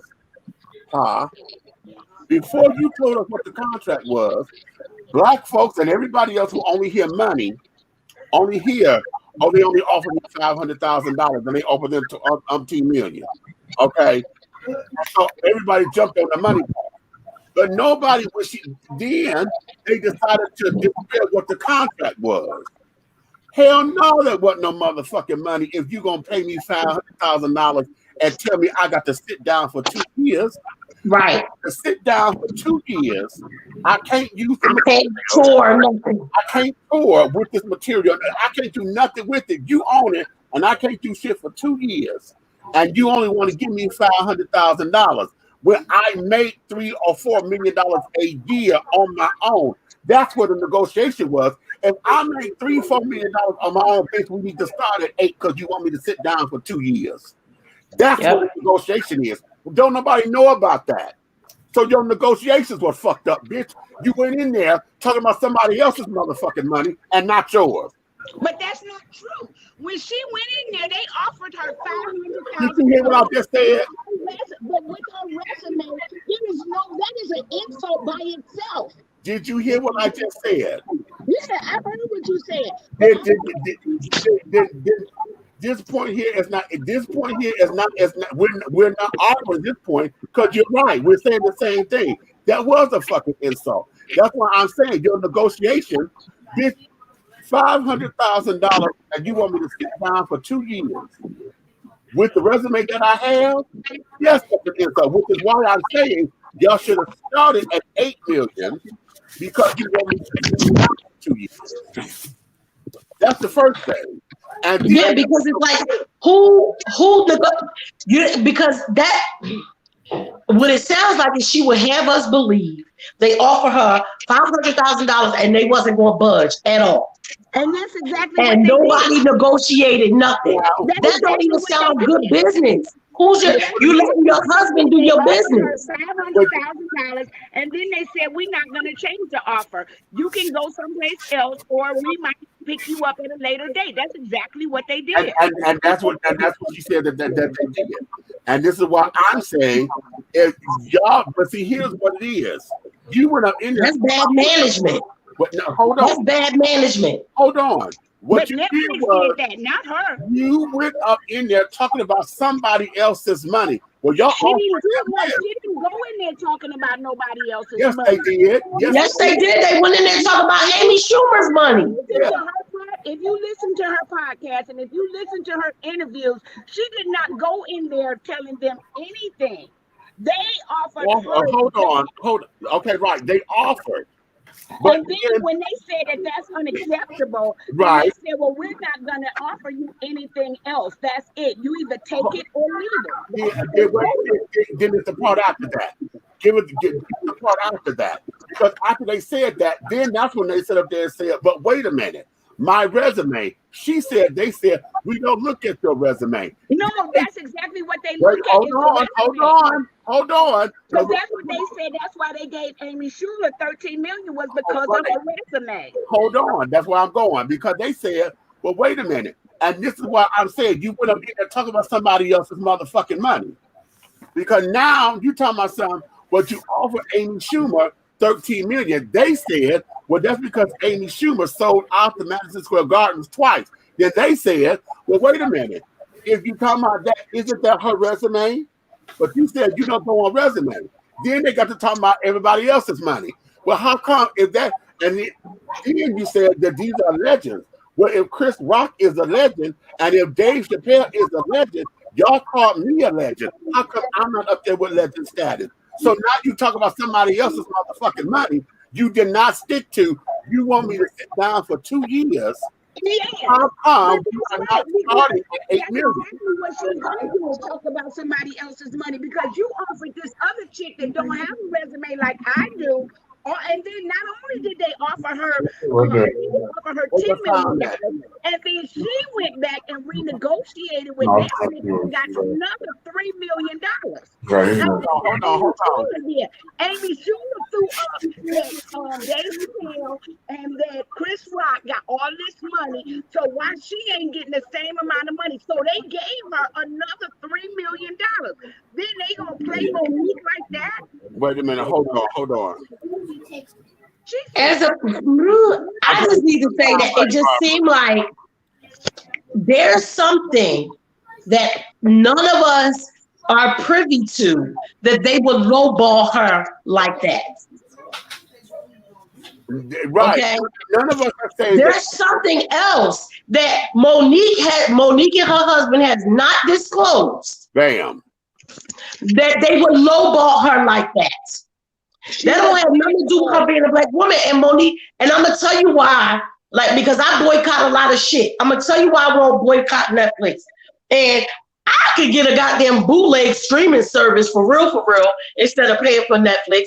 But the reason why I won't is because Monique is asking us to boycott Netflix. But what about all the other black actors who are on Netflix, who have shows, who have specials, who have whatever, who don't have as much money as she does? Trust me, they got scraps. They got scraps for everything. That they no, what I'm saying is, so then why would I boycott Netflix for people who don't make nowhere near as much money as she does? And they need that. They might have a Netflix series. That's how they feed their family. Because Netflix is making money off of us. They already paid them. Let's say they gave them $200,000. Well, Netflix had made $2 million off of them because of us, but they only paid them $200,000. So they're not making the money that you think they're making. Well, no, I've been in this business for a long time, so I know what kind of money they make, but that's not my point. My point, the whole thing when it comes to Monique, like I said, I love Monique to death, but there's something that's being missed. There's something that's being missed that Monique is leaving out. It's the same way they did New Edition. It's the same way they doing all of our black actors. That was black people that did that to New Edition. And you know they did them wrong. Them boys black people did that to them. 40, they didn't know nothing but singing and dancing. But black people did that to them. That wasn't no big conglomerate. That wasn't the big conglomerate. The industry is real shady. And if we don't stand up and fight, like I said together, Miss Nikki, if we as women, all colors, we all need to stand together for equal pay and equal treatment. People need to, no, I believe that. But like even the thing with New Edition, that was bad management, people not knowing contracts, and people signing shit that they shouldn't be signing just because somebody glitters some shit over here. But they don't know no better. Again, that's what I'm saying. Then that ain't the business you need to be in. People need to teach business. And 15 years old, they were still in school. Them boys was young. So my daughters hit the stage when they was 12 and 13 years old. My daughters hit the stage when they was 12 and 13 years old, and they can read a contract better than any grown person. But that's not so that was up to people to teach them. But that's what I'm saying. That's not everybody. Now, the ones you know are intelligent and smart, but everybody is not like that. You can look. No, as a parent, as a parent, when you got people that's underage, as a parent, then that's on you if you allow somebody to jerk your kids. That's just how I feel about that. That's scary. People can take advantage over you, and that's what they do. They work on your intelligence. You can't be so hungry for money that you let people do anything to you. Cars. Every time I take my car to the shop, they tell me it's $800 to $1,200. As soon as a man take my car into the shop and say the same thing that I just said, they don't charge them all that money. They tell them it's maybe $400 or $600. I'm just telling you the way they dog people. If we don't stand up. No, I know that. I'm not saying they don't try to dog people, but it's when we let them dog us. Look, let me tell you, if somebody was fucking with you, if you wanted to be a director and all this other shit, but they dogging you and they dogging this, then I'm gonna have your back, and I will hope that other black people will have your back. I understand that, but it's up to you to educate yourself first. I can't, Barbara, even if you had a fight, if you say, oh, they doing me, blah, blah, blah, blah, blah, blah, blah, I need to know that you know what you're talking about before I can back you. Well, that's fine. I mean, you can get into it. You can see that I'm right, or you can see that I'm wrong, whatever the case may be. But that's what I'm saying. Like, everybody's not going to jump behind somebody. How am I going to jump behind you when you're not even on your own business? That's what I'm saying. A lot of black people say the same thing about Netflix. They like, fuck Monique, fuck that, all this other shit, and they still watching Netflix. Therefore, her fight will continue for somebody. Well, no, because I don't say fuck Monique, because I love Monique. I just feel like with the way we always told it, I thought she had the right fight, but I thought she went about it the wrong way. Well, like I said, I'm glad we do agree on that. But again, I just don't see no other way she could have done it unless she just didn't keep her mouth shut, which is how the monster gets bigger. She didn't have to keep her mouth shut. She just didn't have to be shady. Keep it up under wraps, then the monster gets bigger. That's what Viola Davis, look how many movies she made, and you see her on TV talking about she not being paid equally the way they pay these other ones. But you see the way she speak out as opposed to the way Monique speaks out. Exactly. The way Viola Davis speaks out opposed to the way Monique speaks out is two totally different things. And that's another thing, because Monique does have a voice, because she does stand up and fight for her right. Now, all of a sudden, she's a stereotypical angry black woman. Because Viola Davis talks about it. She does tours and stuff and sits down in rooms, conferences and stuff, and talk about that same stuff. But the way she goes about it is totally different. Because you don't hear nothing about it. I've never heard anything about Viola going anywhere talking to any group. But I've heard Monique, I heard her fight. I heard what she said. All I'm saying is, you don't see it on the news. You don't see it on E2 Hollywood or whatever the show is. Because guess what she's doing? You know why? I'm gonna tell you exactly why you don't see it, Barbara. Hold on.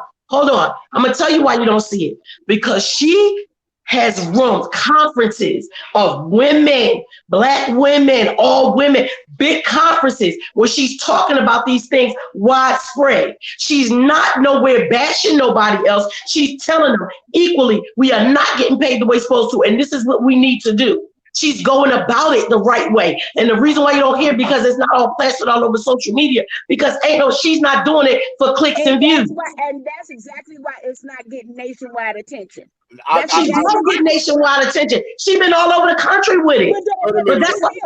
But that's why more women are getting educated.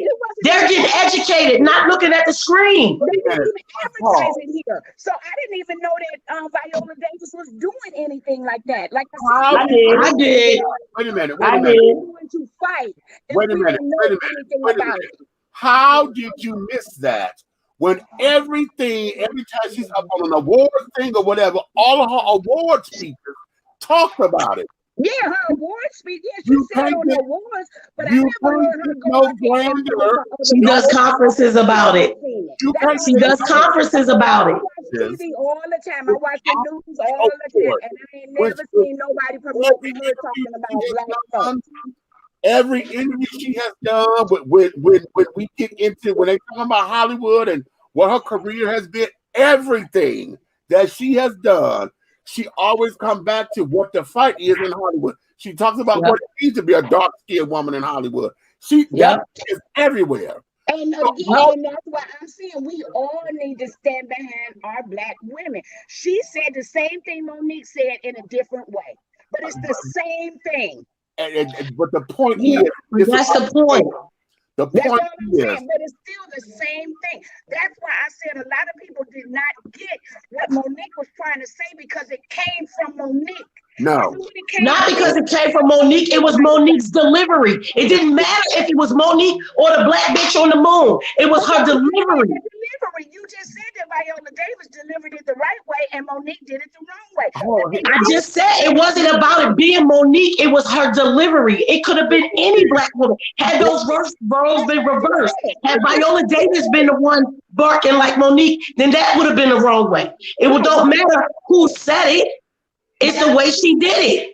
But I believe in her and I believe in her fight. And I think the only way you can make it. Go ahead. Here's where it is for me, because see, here's something. Let's take Monique out the equation. I'm gonna go to Wanda Sykes. Yes. Wanda Sykes got up there and told Monique, told Monique, girl, they offer me less than you. Okay. And she didn't do nothing. She didn't say nothing. And she said, fuck it. I know what my worth is. And she went, found somebody else. Where she go to HBO or Cinemax, or wherever she went, she found somewhere else and got her shit. Yeah. This here was the whole thing with and this is why I'm having a problem with her. Because again, going back to those negotiations, you already had a streaming service that had your video up that a lot of folks didn't know about. So obviously your star power. But let me just say one thing. Hold on, wait a minute, let me finish this. And the reason why I'm using that is because you already got a streaming service that you could negotiate with to put your shit up on. That there was what you should have used with Netflix. I already got this on Amazon. If they weren't going to give it to you, Hell, go back to Amazon and sit up there and do your thing. But nobody heard of that. So when it comes down to all of this, yeah, she got the right fight, but her tactics became treacherous. Well, now she was biting off her nose to spite a motherfucking face.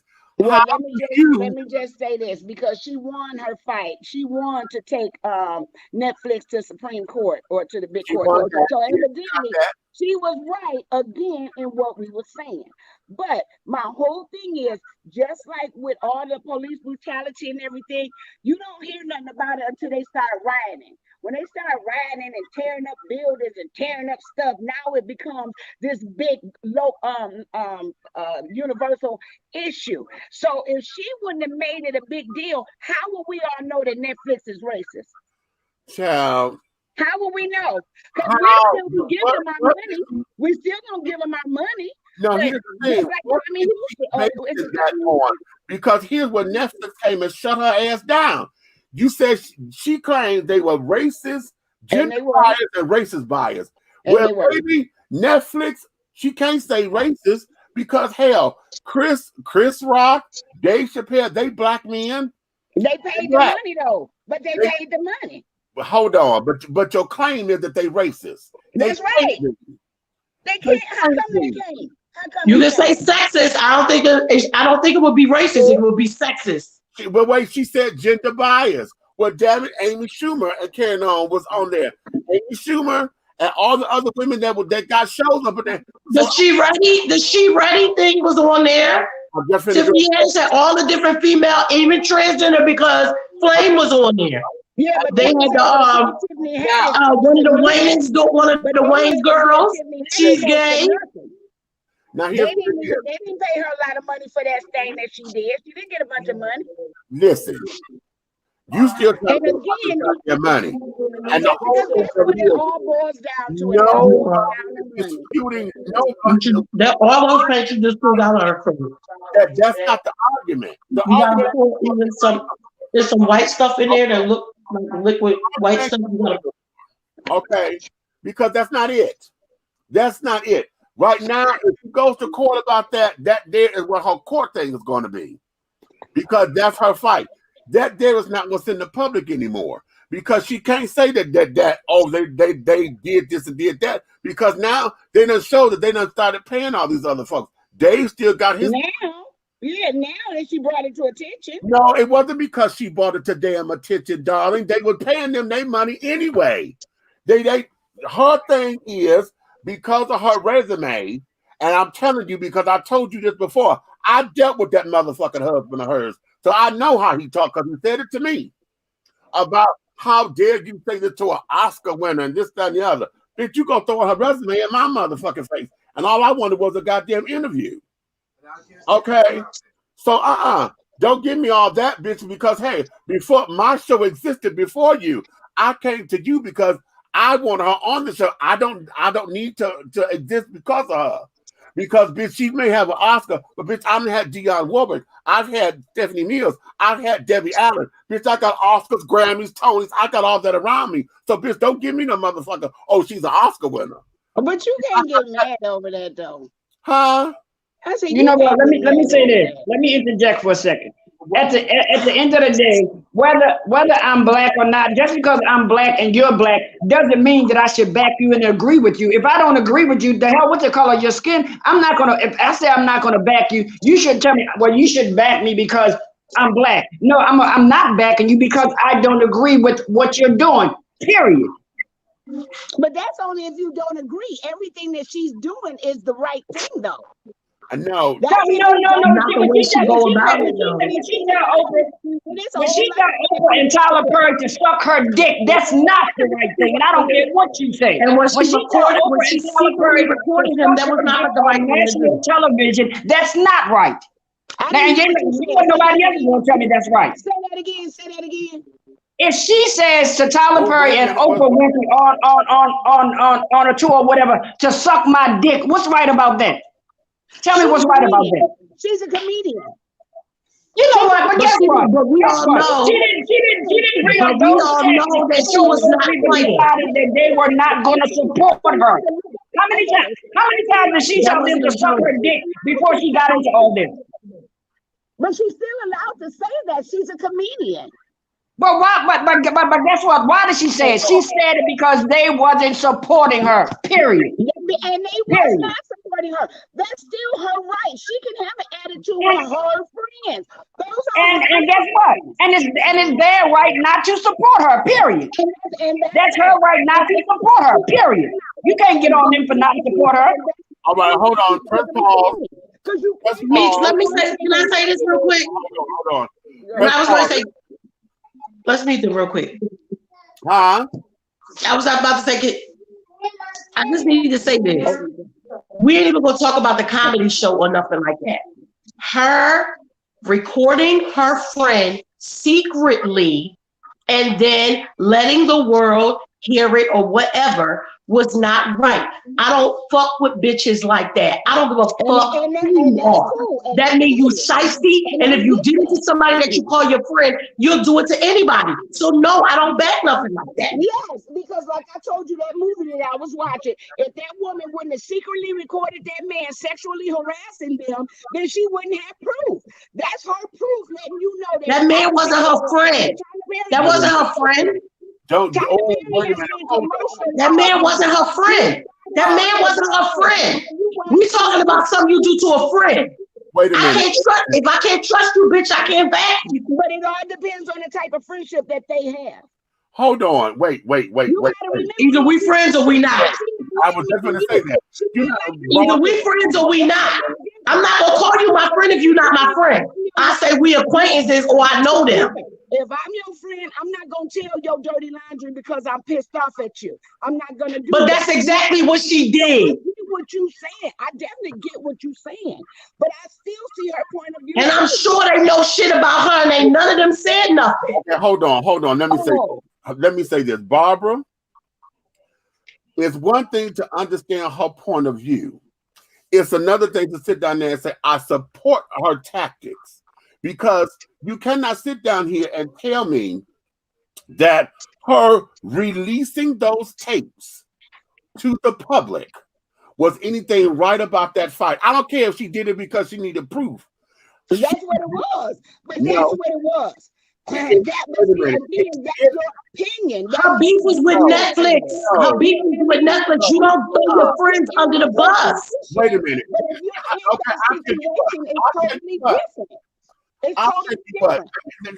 Let me go here. Because if you and I are on the phone and we had a conversation about Caroline. Yes. Okay. And I secretly recorded you. Okay. You don't know I recorded you. Okay. But I'm saying all this shit behind Caroline back. But I ain't saying nothing to her face. I'm saying all this shit behind her back to you. But I'm not saying nothing to her face. Right. So what type of friend does that make me? But wait a minute. But the point that I'm making is this. Why would I then take and play that? You don't know I'm recording it. So why would I then take and play that tape for the public to hear? So the public can know that you ain't shit. No, baby. You know what? And depending on where you are, it is against the law to take people without their permission, period. So what if he decided to take her ass to court for that? It's against the law to record people without their consent. Plain and simple. And that would be his right. That would be his right. Listen, I'm going to tell you this. I had people who I do not mess with no more. People who I probably would never speak to again. That I know so much shit about that I would never. And these are people that I don't even fuck with no more.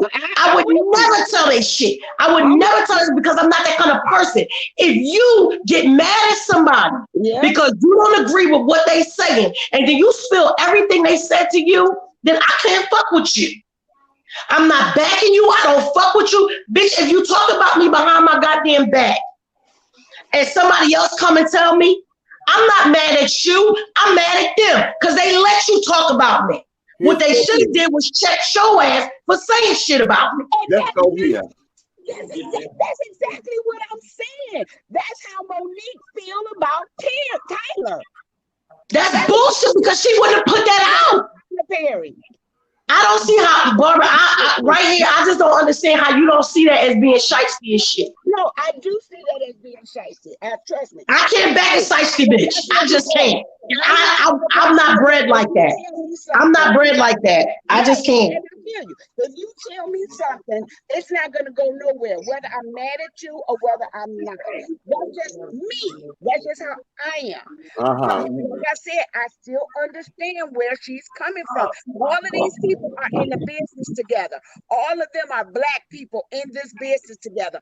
All of them are being used and dogged in this business together. So if you see they doing this to me, why wouldn't you have my back? Why would you only have my back in private? That's like a fat girl. How about you shut the fuck up and go somewhere else? How about you shut the fuck up and let Oprah and Tyler produce your shit? How about that? How about you shut the fuck up and let Oprah and Tyler produce it? Just like Wanda said, they offered me some bullshit ass money, so I went to fuck somewhere else. They're not doing it. The Oprah and Tyler are not for black folks. Let's get that out. Some people that created so many jobs for black people don't make no sense. Oh my God. Let me tell you something. We are here in Atlanta where his damn thing is. Do you know how many jobs he created? Weinstein Island. Yeah, her name was on that list too. So Oprah Winfrey ain't this saint. Tyler Perry ain't this saint. All of them are not. No, I don't think nobody in that business is saints, but you can't take away what they do. Now, I don't know. Now, we will have to ask. Well, Red don't really like Oprah, so we won't ask Red. But living here in Georgia, we can honestly say how many jobs that man has created for black people. Hell, I can't wait to get a chance to be on there because I can make some of his writing a whole lot fucking better. But we can't take that away from them. And had maybe she not went all crazy, they do have the power to give her her own specials and shit. Right. They have that. So sometimes if you just shut the fuck up instead of being in your feelings and letting your bitch ass husband speak for you because he's more of a queen of comedy than you. Boom. How about you get a manager that know what the fuck they doing? Like I said, I do agree with you. It's like I'm with you 80%, but 20% I'm still on because I like Sydney. If it wasn't for Sydney, I think they would have dogged her even more than they already dogged her. I disagree with that. I do not want no woman that got a strong black man behind her. They want a woman that's by herself because she's easily manipulated faster by herself than when she got a man standing behind her. I disagree with that. I disagree. She need the right man beside her. She need the right man beside her. She got a bitch ass nigga. A lot of the criticism that she got, in fact, a lot of this started when they were over at BET when they had the goddamn talk show. Well, I was at that talk show, so y'all, you know that I've been on the talk show. Yeah. Okay, and carrying on, and that was the first time that I heard them say that she was difficult to work with. Okay. Now, who said that? That came from insiders at BET. Okay, because she was saying that they did interviews with everybody because they have been trying to blackball her for a long time ago. I know. And on none of them interviews, none of them people said that she was difficult to work with. And I got that. And that's a come when I first started hearing it, I had to take it with a grain of salt because I didn't believe it. Right. I didn't believe it. Okay. I was like, this is crazy. And then I heard that it was time for contract renegotiation and she wanted more money. Okay. I heard that. And I was like, and this is right. And then the concert came up right after she won the Oscar. So hell yeah. Now the stakes are, of course, that's a whole nother level. So I got that. Then came the fallout about. After she won the Oscar, she deserved more money. Of course. Then came the fallout about Lee Daniels, about them saying that because they misinterpret what she said, as far as she said, she never said she was supposed to have the role of Cookie. She said she was offered to read for it. Okay. And then Lee was saying he never did it. No, I ain't never do that.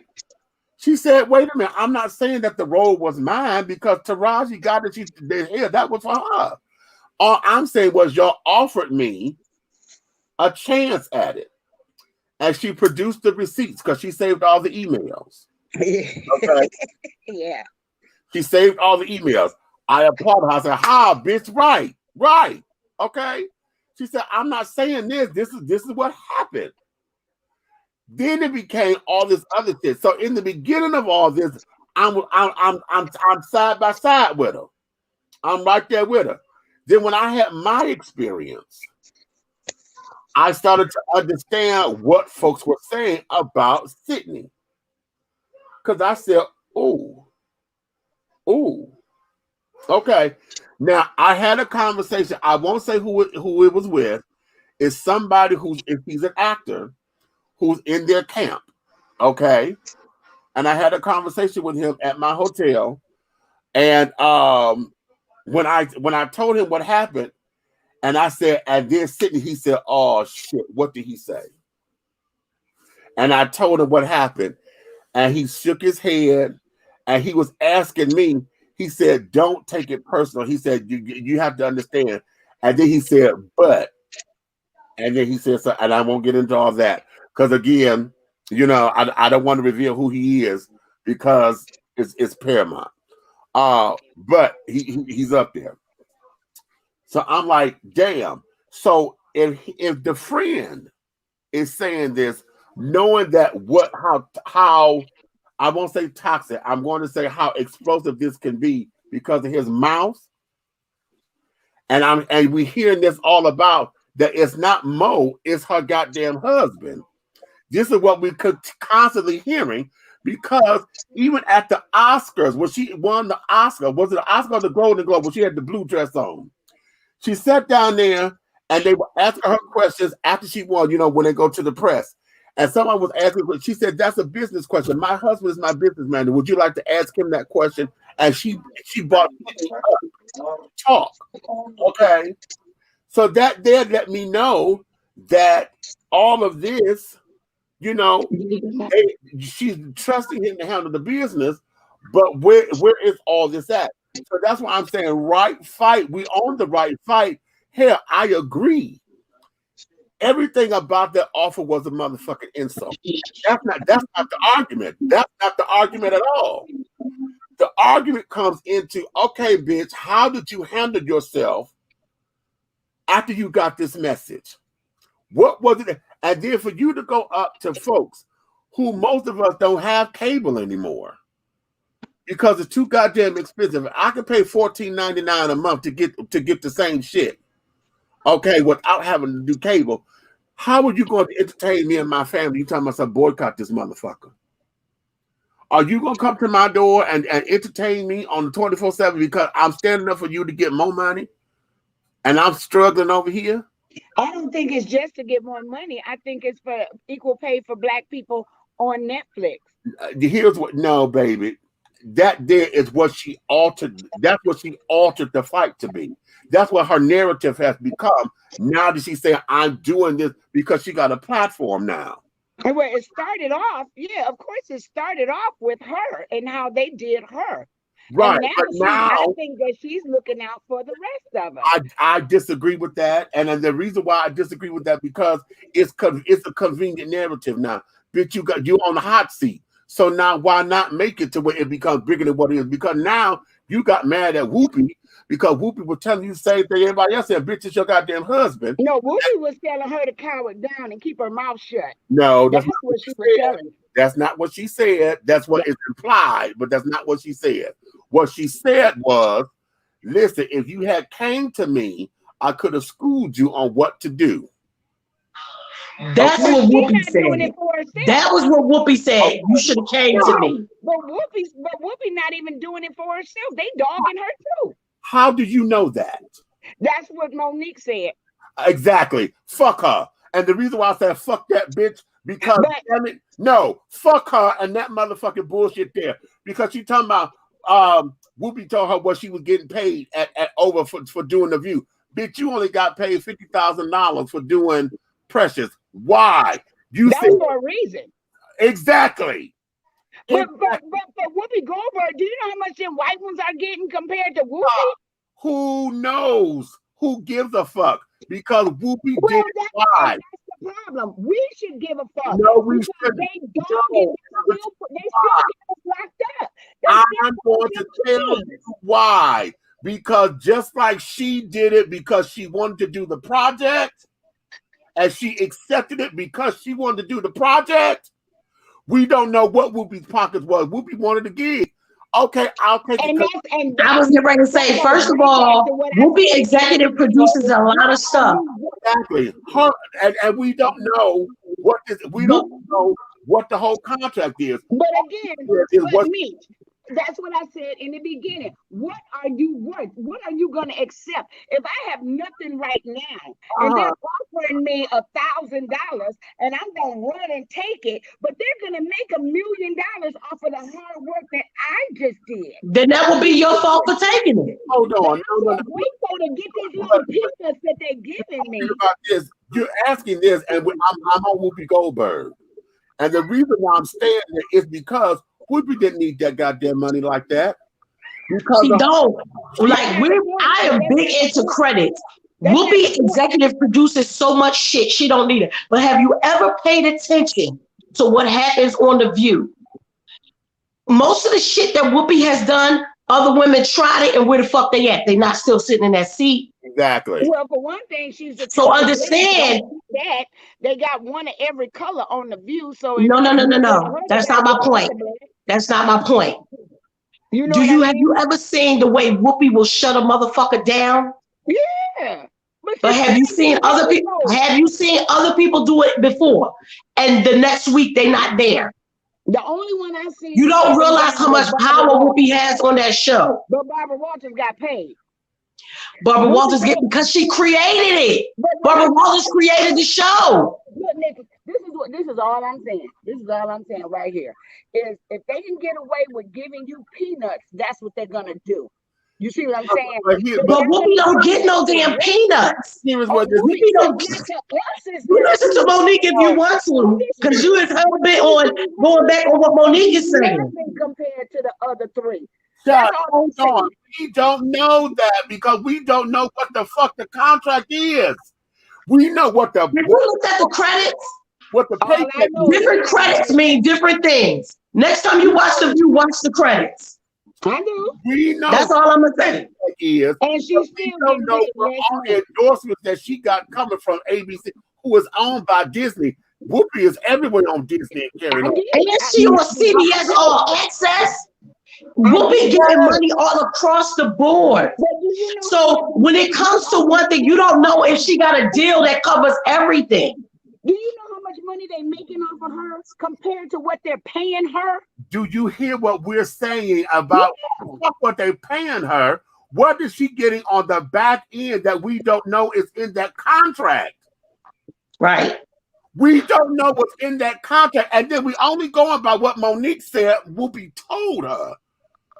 We don't know what the contract is because right now, Miss C, they are Disney. But all of this, everything that we're talking about, most of it is based on assumptions. We don't know. We don't know, and all of we don't know people's exact contracts, but we know this business. And that's what our degree is in. I know that's what the hell mine is in. I'm a goddamn screenwriter.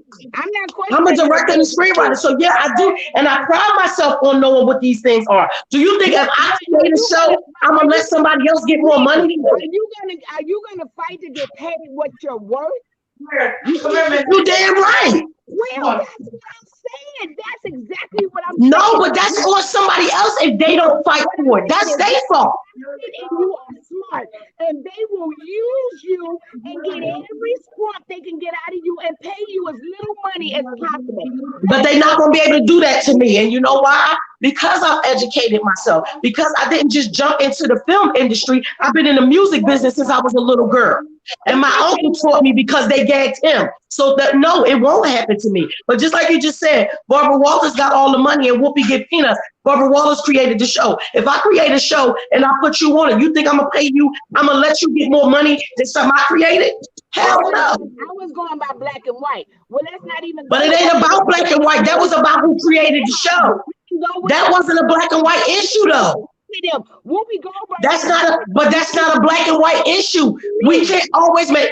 I'm the most, as Meech like to call it, power to the people person that I know. But every issue ain't a black and white issue. Every issue not a black and white issue. And the issue with Whoopi and Barbara Goldberg, it's not a black and white issue. Just because you have a personal issue with the way she handled something, does that mean what she's fighting for is wrong? We already said that. What I said was she has the, like Meech said, she got the right fight, but the wrong tactic. And no, I will not stand behind somebody that do shady shit. Because if you do shady shit in one area, you'll do it in another. And if I don't trust you, no, I don't back you. But that's the period. That's the period for me. That's the period. No. Oprah Winfrey had this girl's mama on there, and her brother that molested her and didn't tell her. Is that a friend? Listen, but you don't see me being no big ass goddamn fan of Oprah's either. I'm not defending Oprah ass either. It goes both ways. Friendship goes both ways. I just said, you're not listening. I just said I'm not no fan of Oprah's either. You ain't gonna never hear me fighting for some shit that Oprah talk about, because bitch, you can buy half the world. So I'm not backing Malik and I'm not backing Oprah either. What I said was she did some shiesty shit, and I'm not backing a bitch that do shiesty shit. But I'm saying, and if that interview that she had with her mother, her brother, and all that, if Monique really didn't know about it, then yeah, Oprah's a shiesty bitch too. And it goes for Lee Daniels, and it goes for Oprah Winfrey. If you're gonna say that, then you have to say, because Oprah is shiesty, Tyler is shiesty, and Lee is shiesty. Every last one of them. Yeah, but Oprah not on no platform trying to get nobody to boycott nothing. Yeah, but I don't back Oprah ass either. That's because she's shiesty. But that's what I'm saying. She's not nowhere with this fight. I'm gonna like this. Anybody that got hers. She got hers. So why should she worry about anybody else? Anybody. That's what I'm saying. I don't have to back her because that bitch can buy the goddamn world. What the fuck I need to stand up for Oprah Winfrey for? Women are going through. If you even watch Oprah's show, it's geared towards white folks. I don't watch Oprah's show. I'm talking about back in the day. I don't watch shit that don't reflect for me. I feel you. If it don't have nothing that's going to personally either make me grow or really entertain me, then I don't watch it. I agree. Okay, and here's where it is. Anybody that ends up becoming into a position of power, which is probably why I'm not there yet, because I don't believe that it takes all this to be this kind of person. Amen. But if when you was watching, when Oprah was on her last season, the 25th season, and they were showing behind the scenes of how they put the shows together and shit, if you listen at how she was doing that, you could tell that bitch, honey, she got some fight in her. Okay, because she would shut some shit down in a heartbeat. Okay. If you listen at how she and Iyanla had that difficult conversation when Iyanla came back after 11 years and they had it out on the set, okay, about this, that, and the other, that was very interesting. But you can tell that, and then on top of what, she's a goddamn, no, she's an Aquarius. She's January 29th. She's an Aquarius. But nonetheless, her fight to be who she is, honey, she's shrewd, I'm sure. Tyler, being a self-made man, okay, I was on one of his sets, so honey, I know. But I didn't get a chance to interact with him. I just know what the shit was for me. Because you ain't gonna have me out here in a tent. We there under a tent in the pouring rain. Everybody's feet get wet. Y'all offered us a pair of socks to change our socks so we can have dry feet. And then after that, y'all wanted the socks back because it was costume and wardrobe.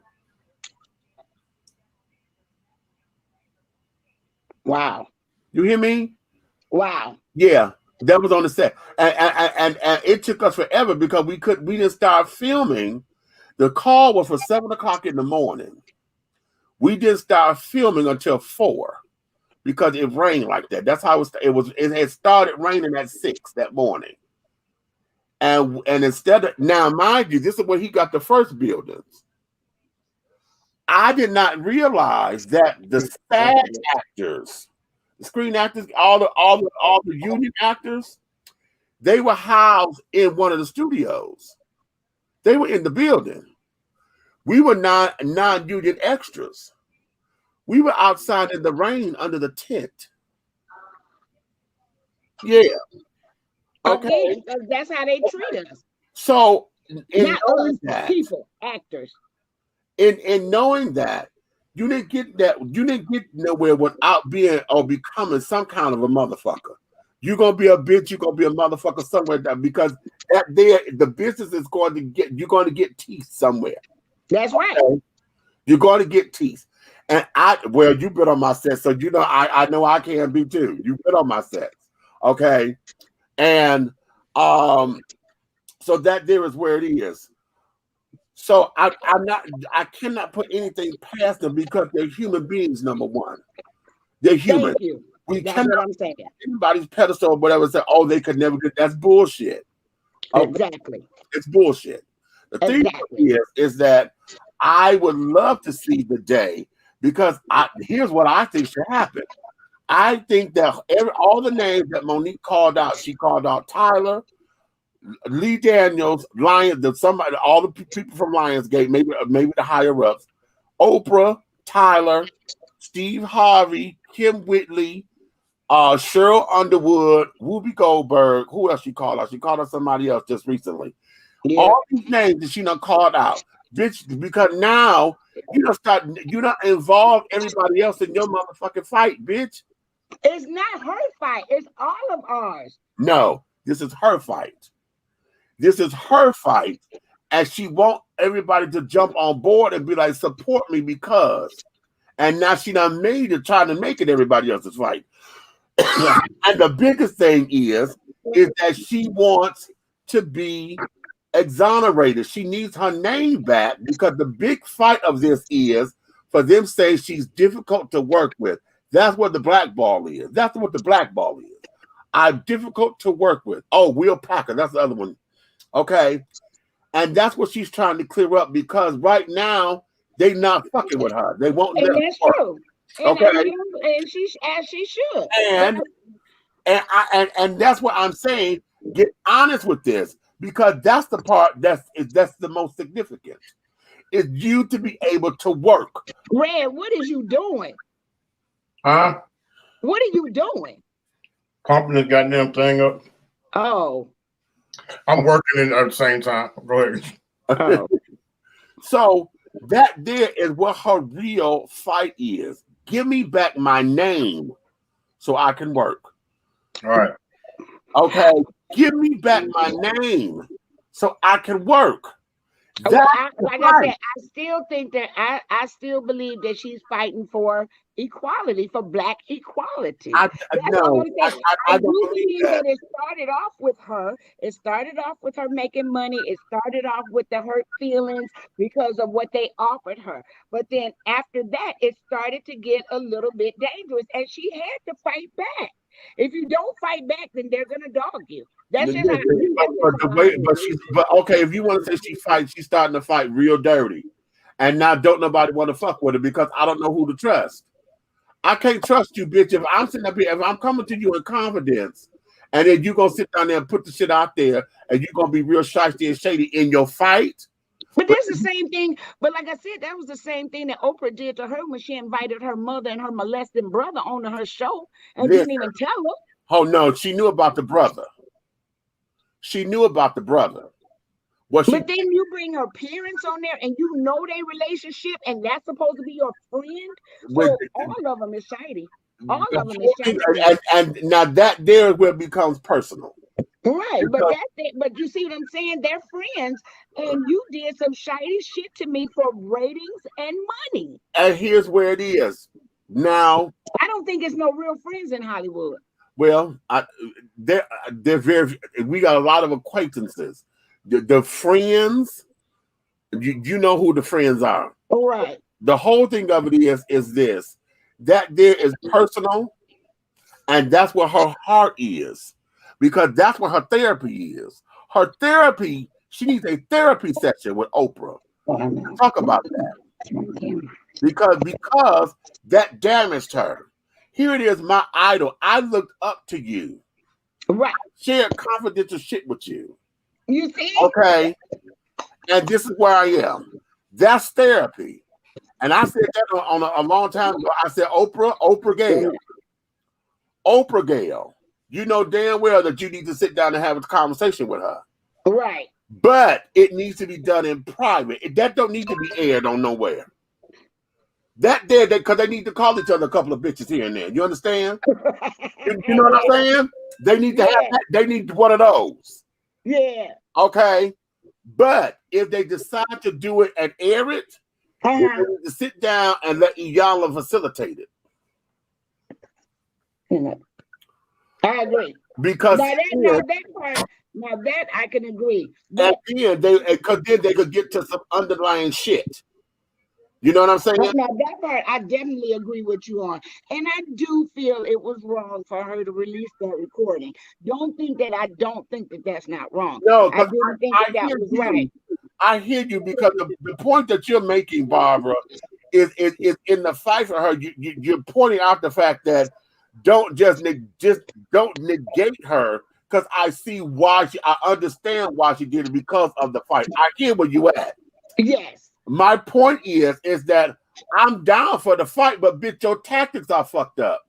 Right. But in all actuality, you are saying that everything that she's saying basically is right, but the way she went about it, you don't agree. Are you going to have her back? Are you still going to have her back? This is what I've been saying that, because that's what I said when she's in the beginning of whatever, Red.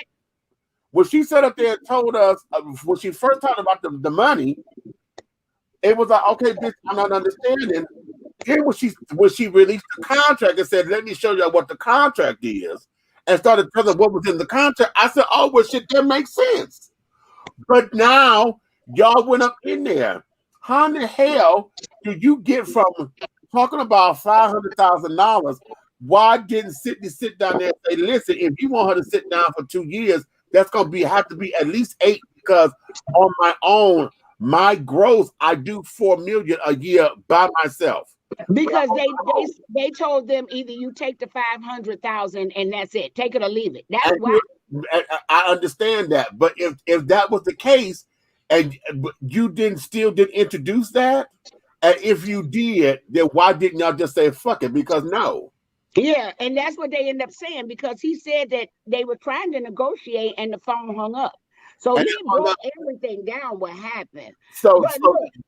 Right, from their particular standpoint. But then it became this whole big thing for what? Because right now, all we have now is a deal that you could not accept because they wasn't offering you what you needed. So now you just sit down here and want to cause this whole shit for what? Well, she going to court. She won her fight. She won the fight to go to court. Because they said that she could actually go to court, and they said that she was right, that there's proof of racial bias and gender bias. They said that hold on. That's not what that said. That said that they gave her the okay to say she has enough there to present it for them to argue whether or not she's right or wrong. Yeah. So she got the green light to say yes, you could take it to the Supreme Court, because that's what she was fighting for. So they still got to prove that she's right. They just said that right now there's enough evidence here to where it can stand the Supreme Court, and they will listen to it. So now they're gonna fight it. So now they gotta fight it out. Wait, they went straight to Supreme Court? Did they skip regular court? Whatever she was fighting for, she I was getting ready to say, how you go to Supreme Court without going to regular court first? She won the right to take Netflix to court. To take it to court. I was getting ready to say, Supreme Court mean you went to whichever kind of court, whether it would be state or federal or whatever. You went to regular court first. They said no. Then you go to Superior Court. Y'all know I'm an expert in this now. Go to Superior Court, and then if it's a problem at Superior Court, then you go to Supreme Court. It's a couple things before the Supreme Court. Yeah, and that's a lie. Monique won against her lawsuit alleging race and gender discrimination after a federal court ruled Thursday she was plausibly that she plausibly alleged the streaming giant illegally retaliated when she rejected a lowball offer to a comedy special. In the decision in the Central District Court in California means Monique Hicks, her real name, lawsuit can go forward, and Netflix attempt to get it dismissed was denied. The decision by the U.S. District Judge Andre Barati Jr. notes that Monique raised a novel theory, in quote, arguing that Netflix alleged failure to negotiate an opening offer in good faith, as is customary in the industry, an adverse employment action for purposes of retaliation, of a retaliation claim. Wait. Go back to right before you said an opening offer. Say the couple words before then, because the decision by U.S. District Judge Andre Barati Jr. notes that Monique raised a novel theory, arguing that Netflix alleged failure to negotiate an opening offer in good faith, as is customary in the industry, constitutes an adverse employment action for purposes of a retaliation claim. And that's true. Because if it was just an opening offer and they didn't, and they failed to even were not even open to negotiating, that's where the bias comes in. Because they didn't, as it being put as an opening offer, that means there's room for there to be some negotiation. Right. So they didn't say this is our only offer. They said this was the opening offer. So just in those words gives her the thing. And like I said, we never said that she was wrong. It's just the way that she go about shit. Right. And she probably could have had a whole lot more backing and a whole lot more just stuff coming to her had she just went about it a different way. That's just my opinion. I feel like I feel like if she would have just fought a different way, it would have been a whole lot easier. It's just a simple fact, like everything in the whole world. It's not what you do, it's how you do it. It's how you do it. Right. Let me say this real quick, because I got to get ready to go. So you said we're going to do this every Sunday, because next week I want to talk about sex in movies. And I got a lot I got to say. A lot. You know you got to let somebody else be able to get on here too, right? It's open to the public. It's open to the public, Miss Barbara. You got on here the first day. We got to let some other people come on here. Miss Nikki, Demetrius said, can I just wait in the queue, please? You can wait in the queue, Miss Barbara. You can wait in the queue. Listen, you can wait in the queue. Every Sunday is I'm gonna get my little show started. Every Sunday gonna be I said what I said. Every Sunday, yeah. Wait. Before you leave, Barbara, before you leave, what's your problem with sex in the movie? I don't want to see it. I don't think it should be there. It is too much sex, and especially gay sex. I just don't want to see it. I'm sorry. I just don't. Hold on. Because wait a minute. Because even though she probably don't know, but I'm going to agree with her to a certain extent. Because remember, Meech, we talked about this before. It doesn't matter to me if it's gay sex or hetero sex. I think all our TV and sex stuff is over sexualized to where our kids can't sit down and watch regular TV no more. Wait, I want to save this for next Sunday so we can talk for another 2 hours. We got it. We got you. Come on now, Miss Nikki, write all that down because I need you. You know, we burned, honey. Yes. Because I mean, I'm a person that really loves the art of illusion. Yes. I love that. And it's too much. And they show too much. Oh, no. We'll wait. Yeah. So see next week, Miss Barbara, you got an ally next week, girl. I might not agree with you this week, but I got you on that one. But I like that. You nasty bastard. Then I get to open up my mind and hear different opinions. Exactly, baby. That's all it is. Because we don't have to all agree. You don't have to all agree. Next week, we're going to get your subject as the number one subject. Make sure you write that down. Oh, I got it. And his mic is muted the whole damn time next week. No, because we want to make sure that everything that you want to talk about sexually, And she's open all the way around. Everything's open. All right? Terrible.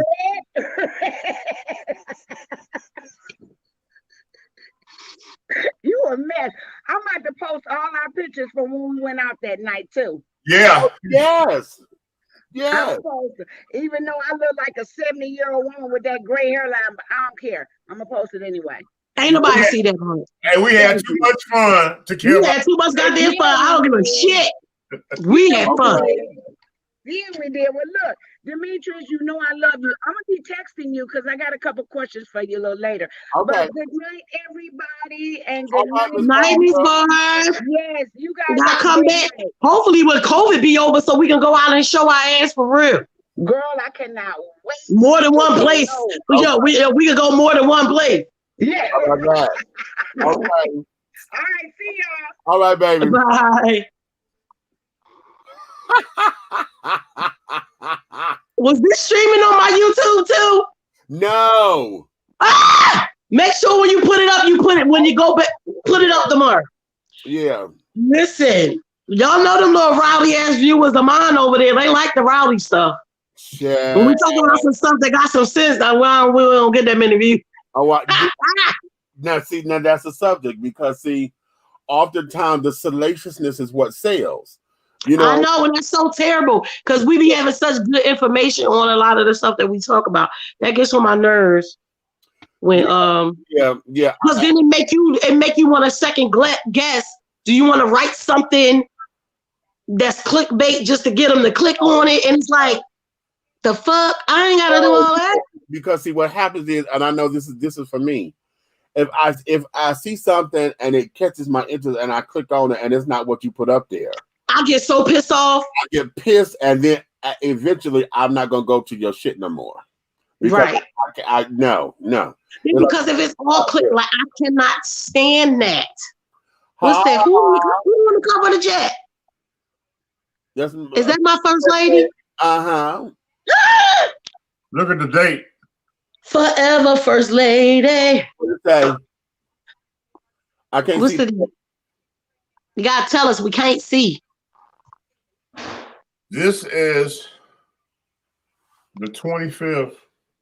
No. It's January 25th to February 1st of 2010.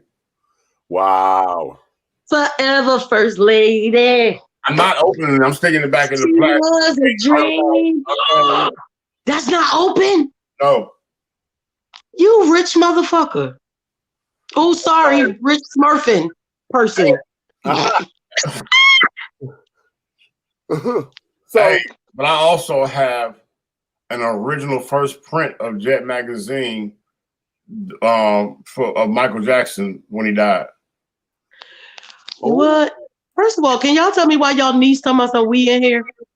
We about to go off the air. She's talking about we here. Well, she came in at the last possible moment. Well, no, she been here. She been listening to the whole thing because they was in the dining room painting. Oh, okay. But they don't have sipping paints over here. They have and paints. Okay, no, that's a sip. Okay, nip. Okay. They had to go upstairs for that part. Y'all know I don't play that downstairs. Right. But these kinds of discussions, and see, this is why this is open, because take Barbara for instance. Barbara is one who needs an outlet like this.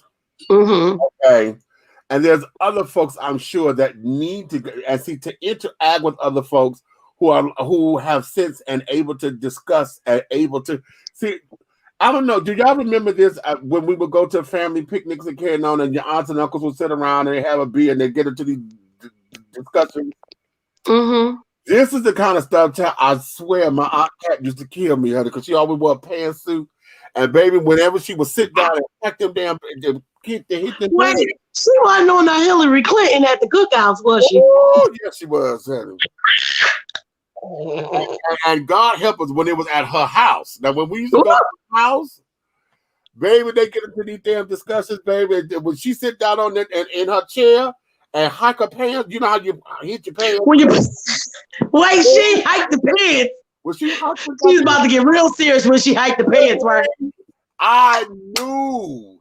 I'm telling Aunt Kat used to, baby, when she got the and sat down, baby, that was a wrap. She was ready to shut the motherfucking shit down. Okay. Yeah, yes, JoJo. I love when it happened. Y'all know when I love when it happened?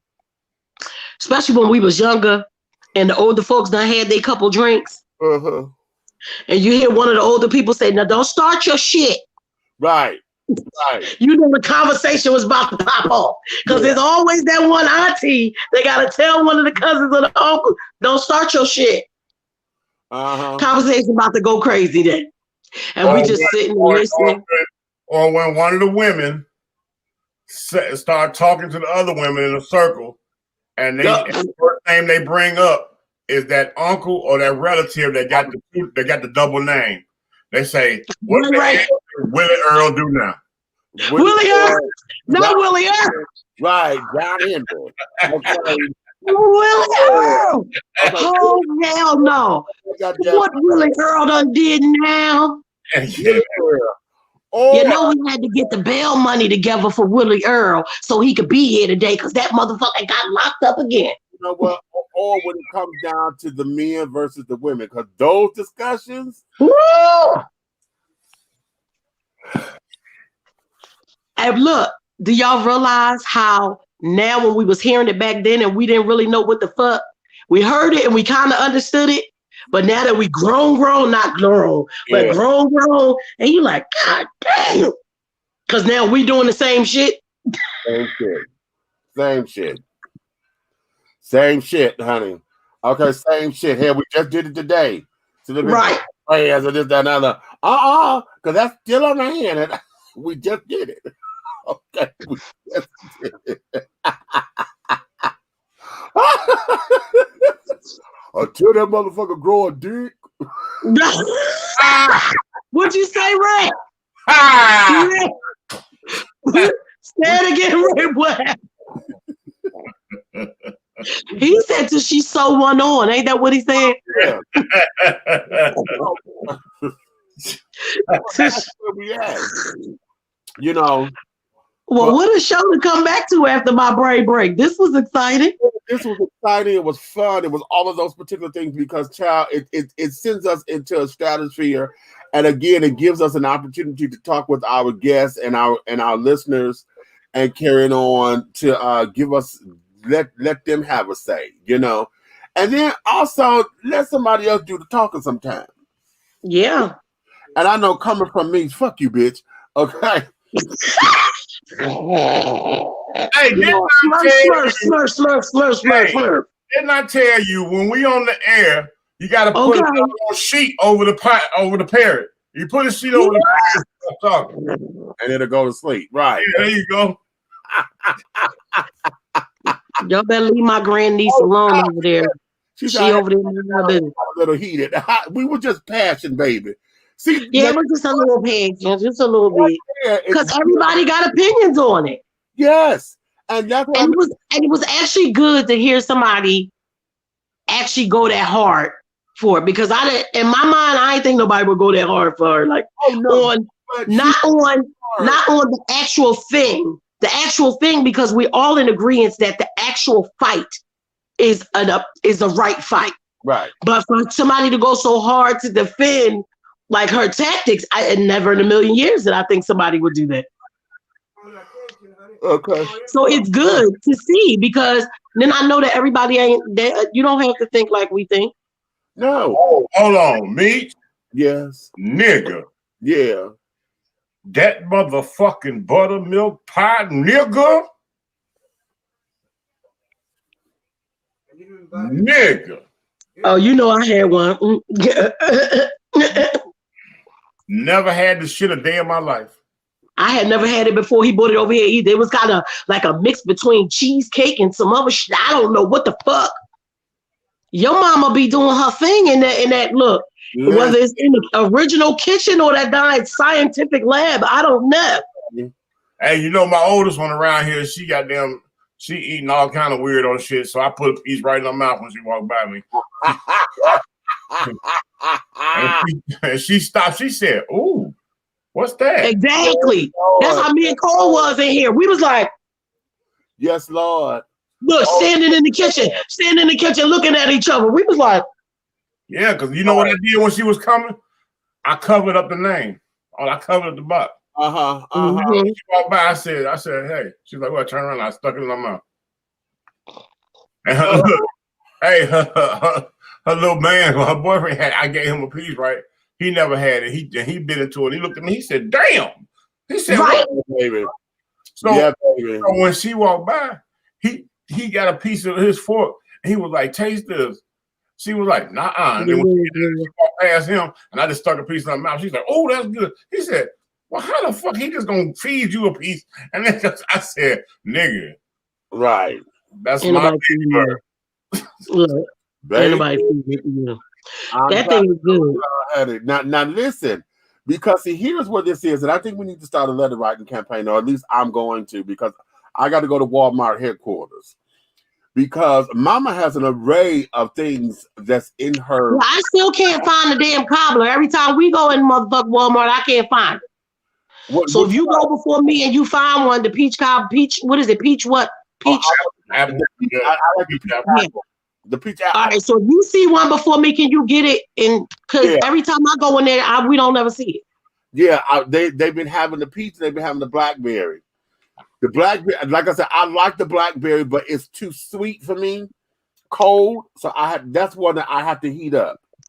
Because I want the peach. When it's warm, it's not as sweet. You know when things are sweet, like all your pies or whatever. If you eat them cold out of the refrigerator, that sugar intensifies.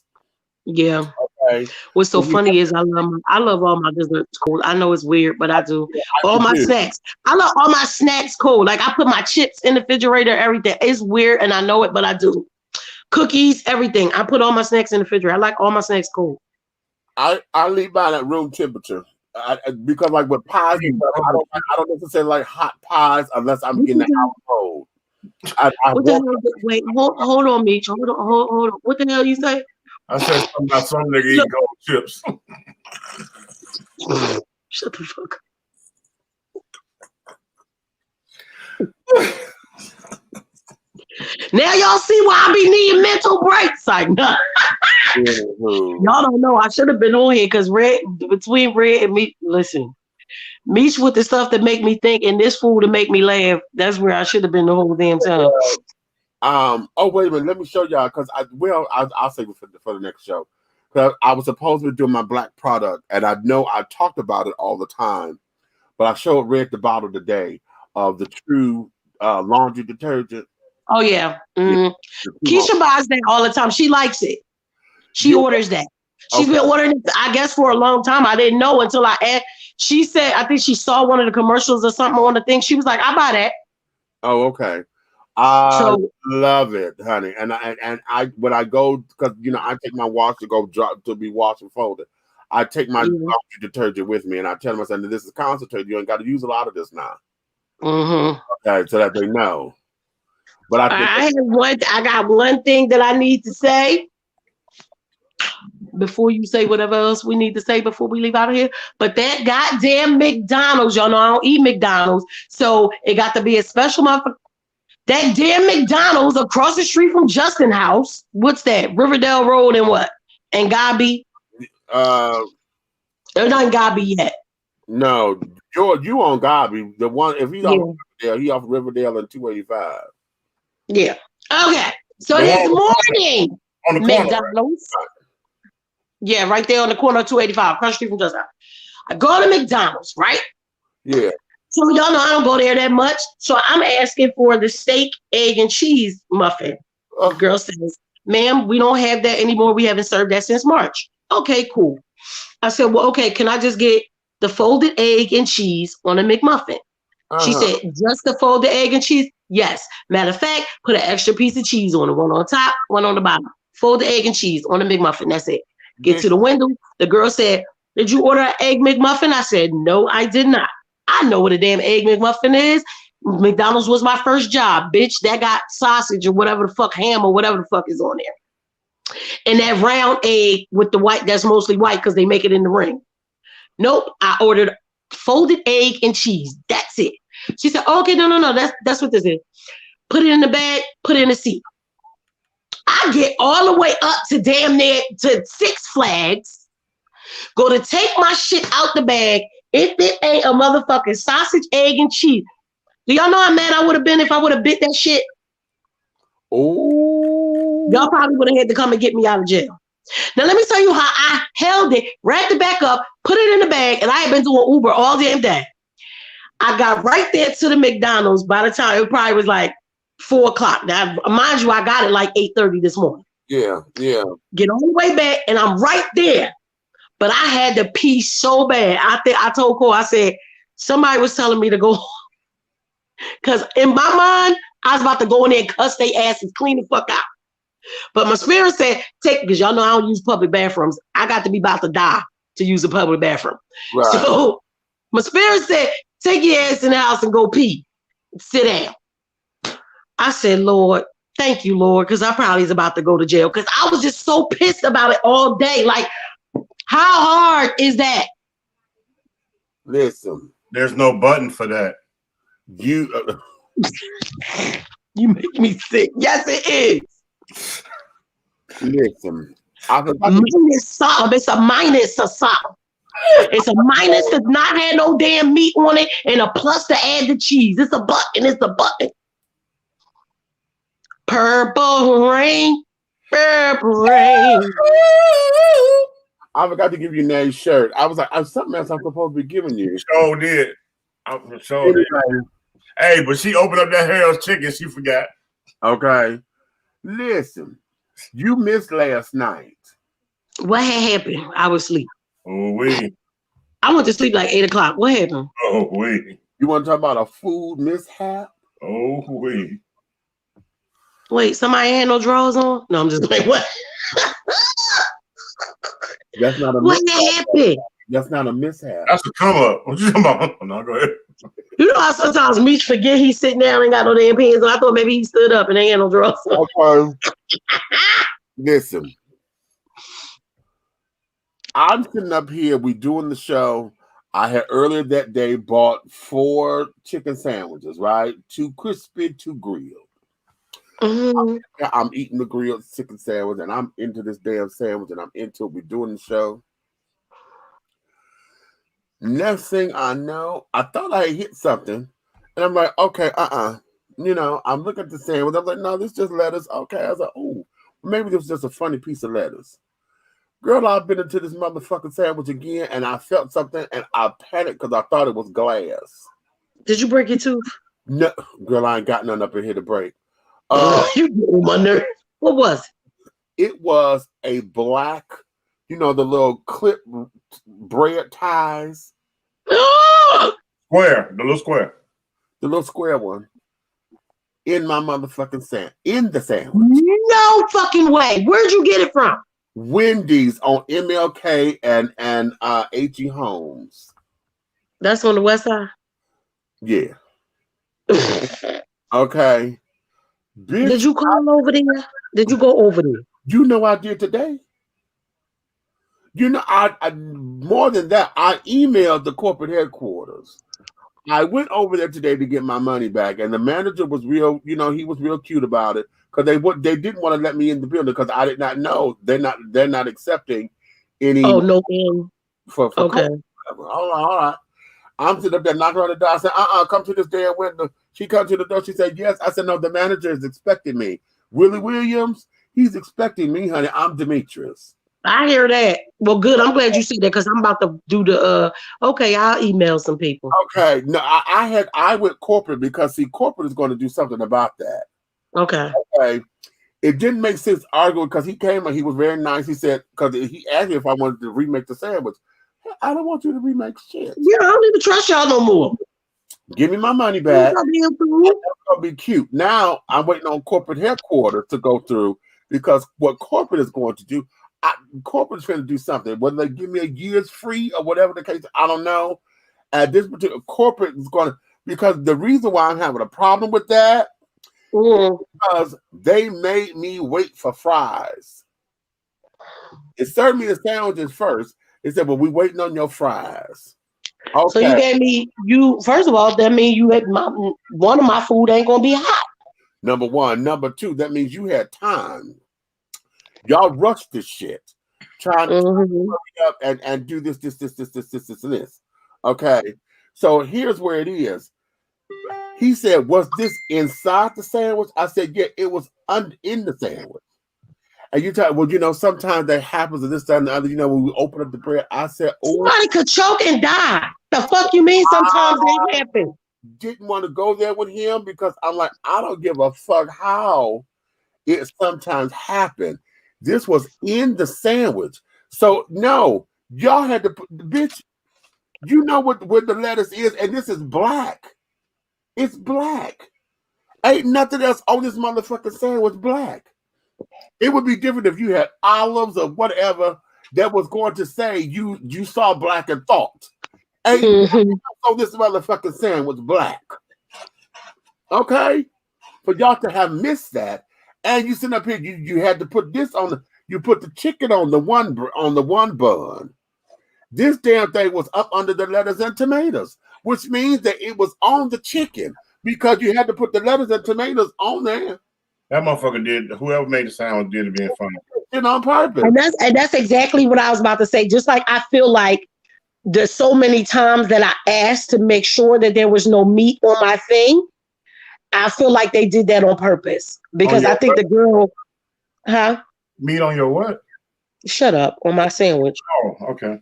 Oh my goddamn nerves.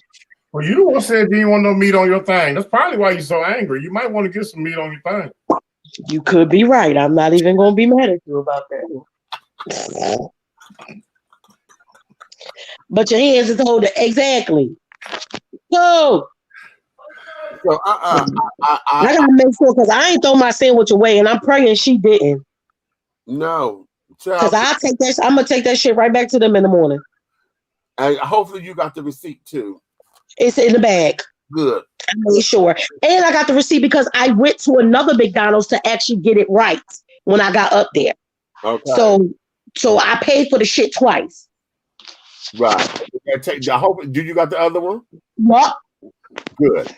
Because the other receipt will have the other store number on there as well, so you can sit down there and say, did you throw that McDonald's bag away? Nope, it's still in the car. Thank you. See, that's my baby. She said no.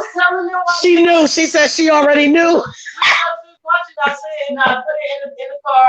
I hope it's receipt in there. Because when I get up to go do Uber, and when I go to put my rest of my gas in the car, I'm gonna stop it right there and be like, now I see why that McDonald's off 218 ran a long time ago. Now, I remember saying this to Molly.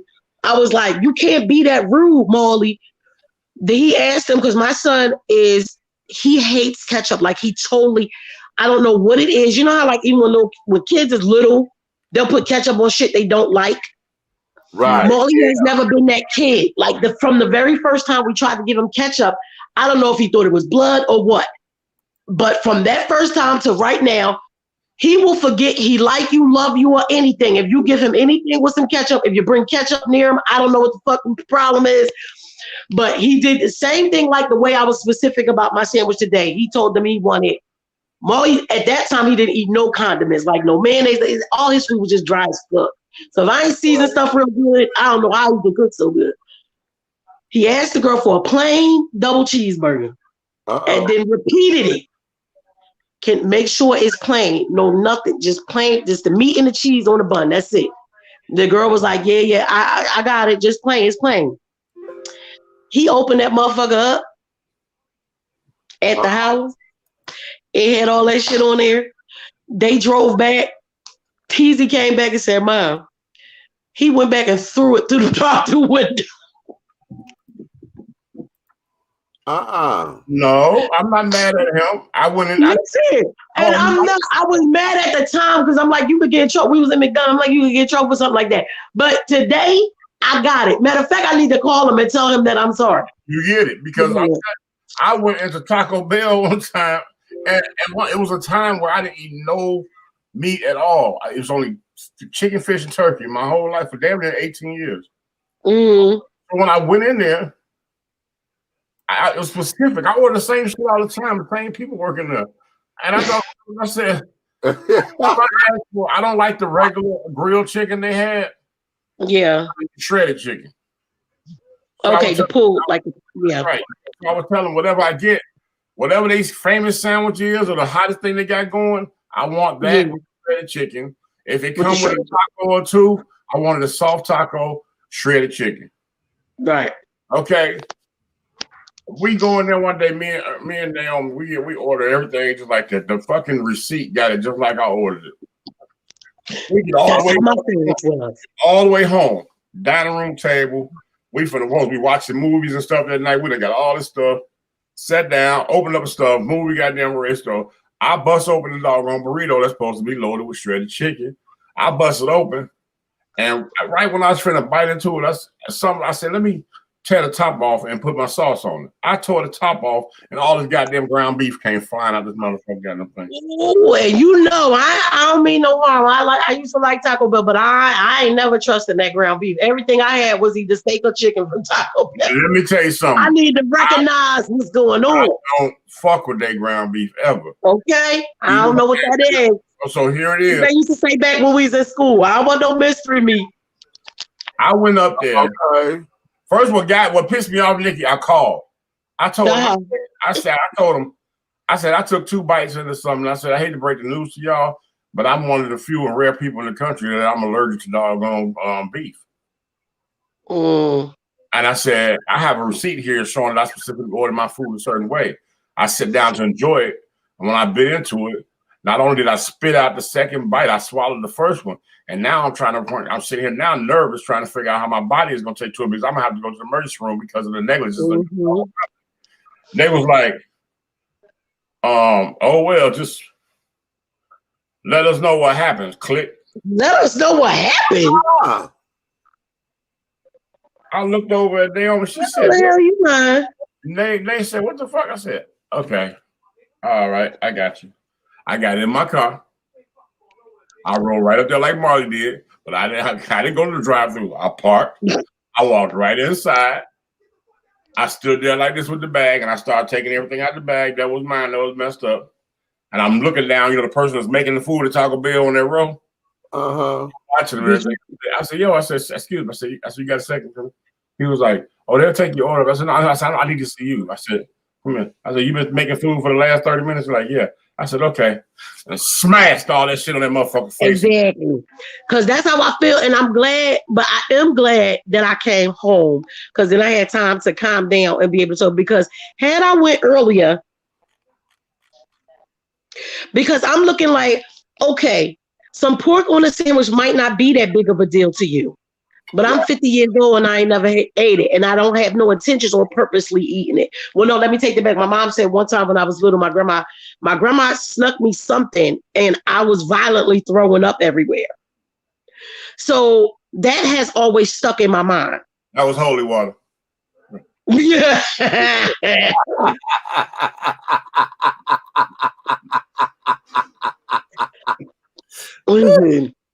So, I mean, that's always been like, even like when I stopped worrying about mainstream religion and the reasons why I had never ate it, it still had been in my mind that I just don't feel like we should be eating this.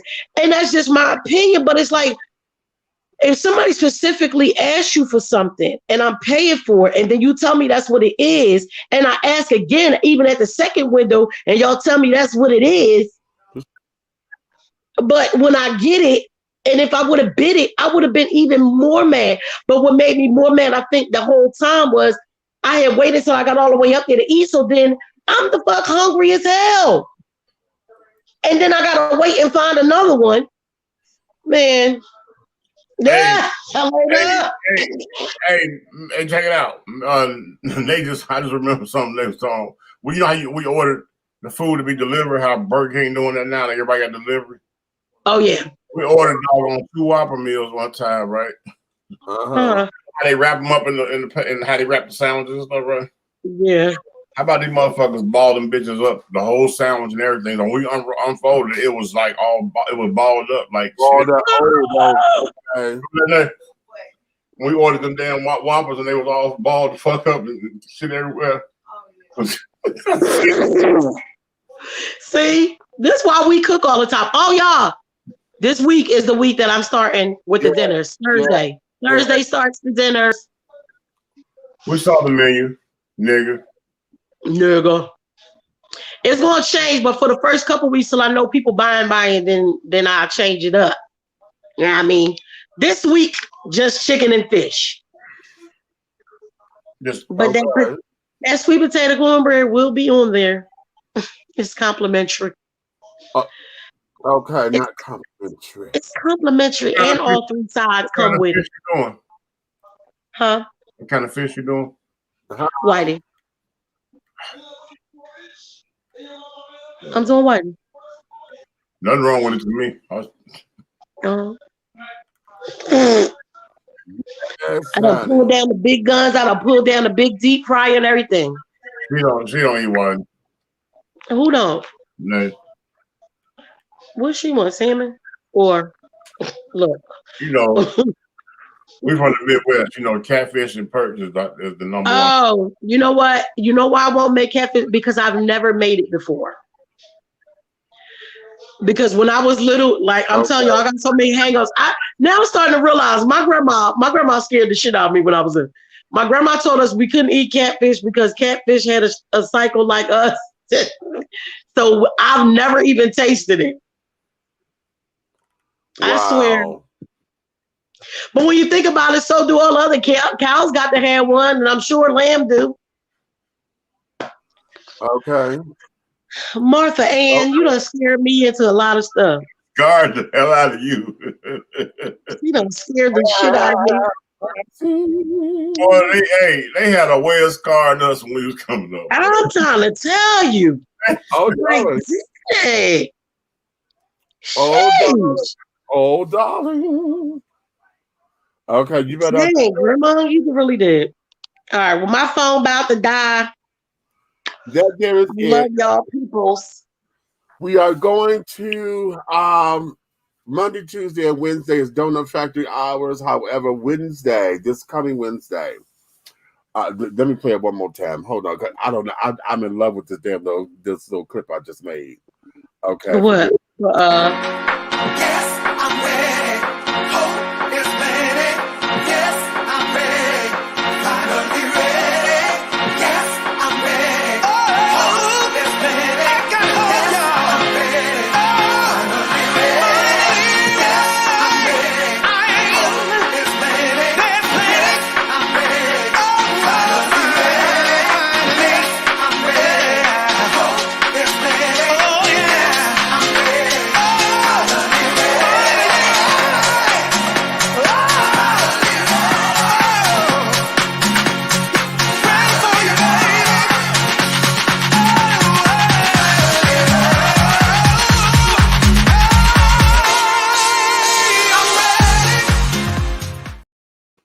Did you send him that? I am. I was about to say, I bet you if you send it to him, he'll come over here too. I live. That thing is nice. That's a nice one. It's nice. Oh, but see, the part of what makes it nice is the song. So, you know, but that damn breakdown, that goddamn song right there, honey. Just,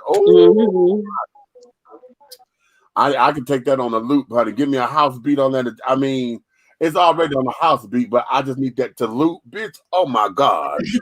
Oh, okay. Wait a minute. Don't do me because Lord. Well, y'all know I have to prepare because the Liliana will be back tomorrow, all 7 years old and everything. Right. Okay. She's 7 now, y'all. She left. She was 6. She coming back. She's 7. A whole year. Look, a whole new year. Praise the Lord. Okay. Well, that be that. Okay, but listen. Oh, domestic abuse, y'all all right in there?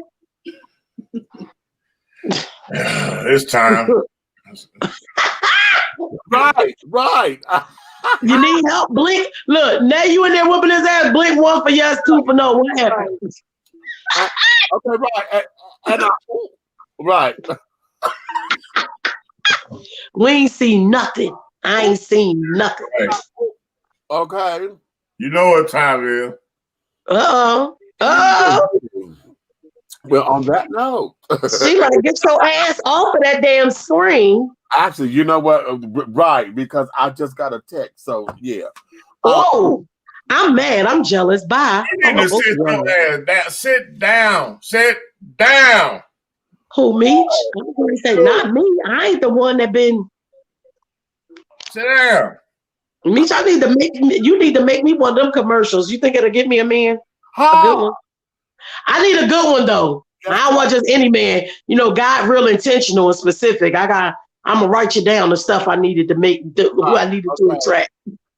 Right. Okay. You know what? That might be a fun project for all of us. Okay. Hey, we're going to make her a WAP video. It's going to be whip Auntie's pussy.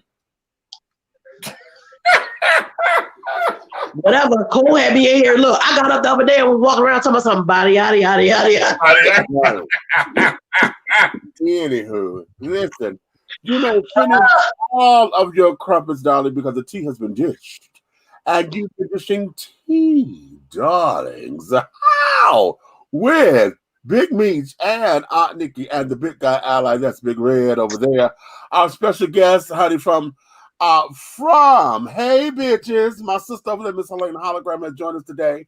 Well, I should say Derek with the Helena twist. Okay. Yes, Derek with a Helena twist. I love that one. And just a little bit of twist. Just a little twist. Yes, with a tweet. Okay, with a tweet. Okay, and then also, honey, special shout out to Barbara G, honey. Yes, Miss Barbara. Miss Barbara, that's my sister. Okay, if you love us, tell a friend, honey. If you hate us, tell an enemy. All of the motherfucking enemies. All of them. Of this one way, shape, style, form, or fashion, everything that we're doing over here will move forward. My darling, remember, honey, January 6th on the radio portion, we will have Billy Porter. January 8th here on the live TV, we will have Melvin Riley Jr. from Ready for the World. Whose is it? Love you until the morning. Oh, okay.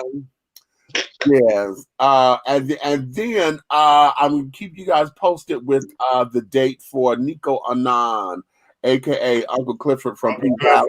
P Valley, baby. Uncle Clifford. And then, honey, y'all keep your fingers crossed. We need to do a campaign because I'm working on. Let's see if we can get. If y'all are into Ruthless on. Did you see the last episode? Yes, I did. Of course. I'm trying to get Daikon, honey. We're going after Daikon. I need to know if he all right. If he just got the shit knocked out of him.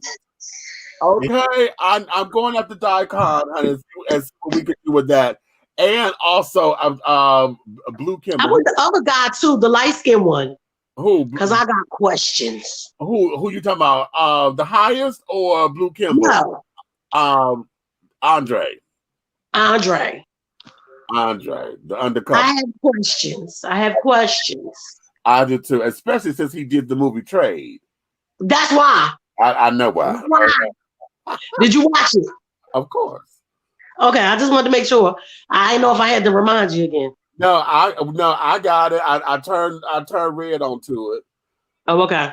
Yeah, okay. Oh, you know what we got to do? We're gonna have to sit down and get into movie reviews and stuff on these. Oh, that'd be good. Things that'd be good. Well, good, you guys. Netflix. Since we've been hollering about Netflix, the new thing. What is it called? Brigton.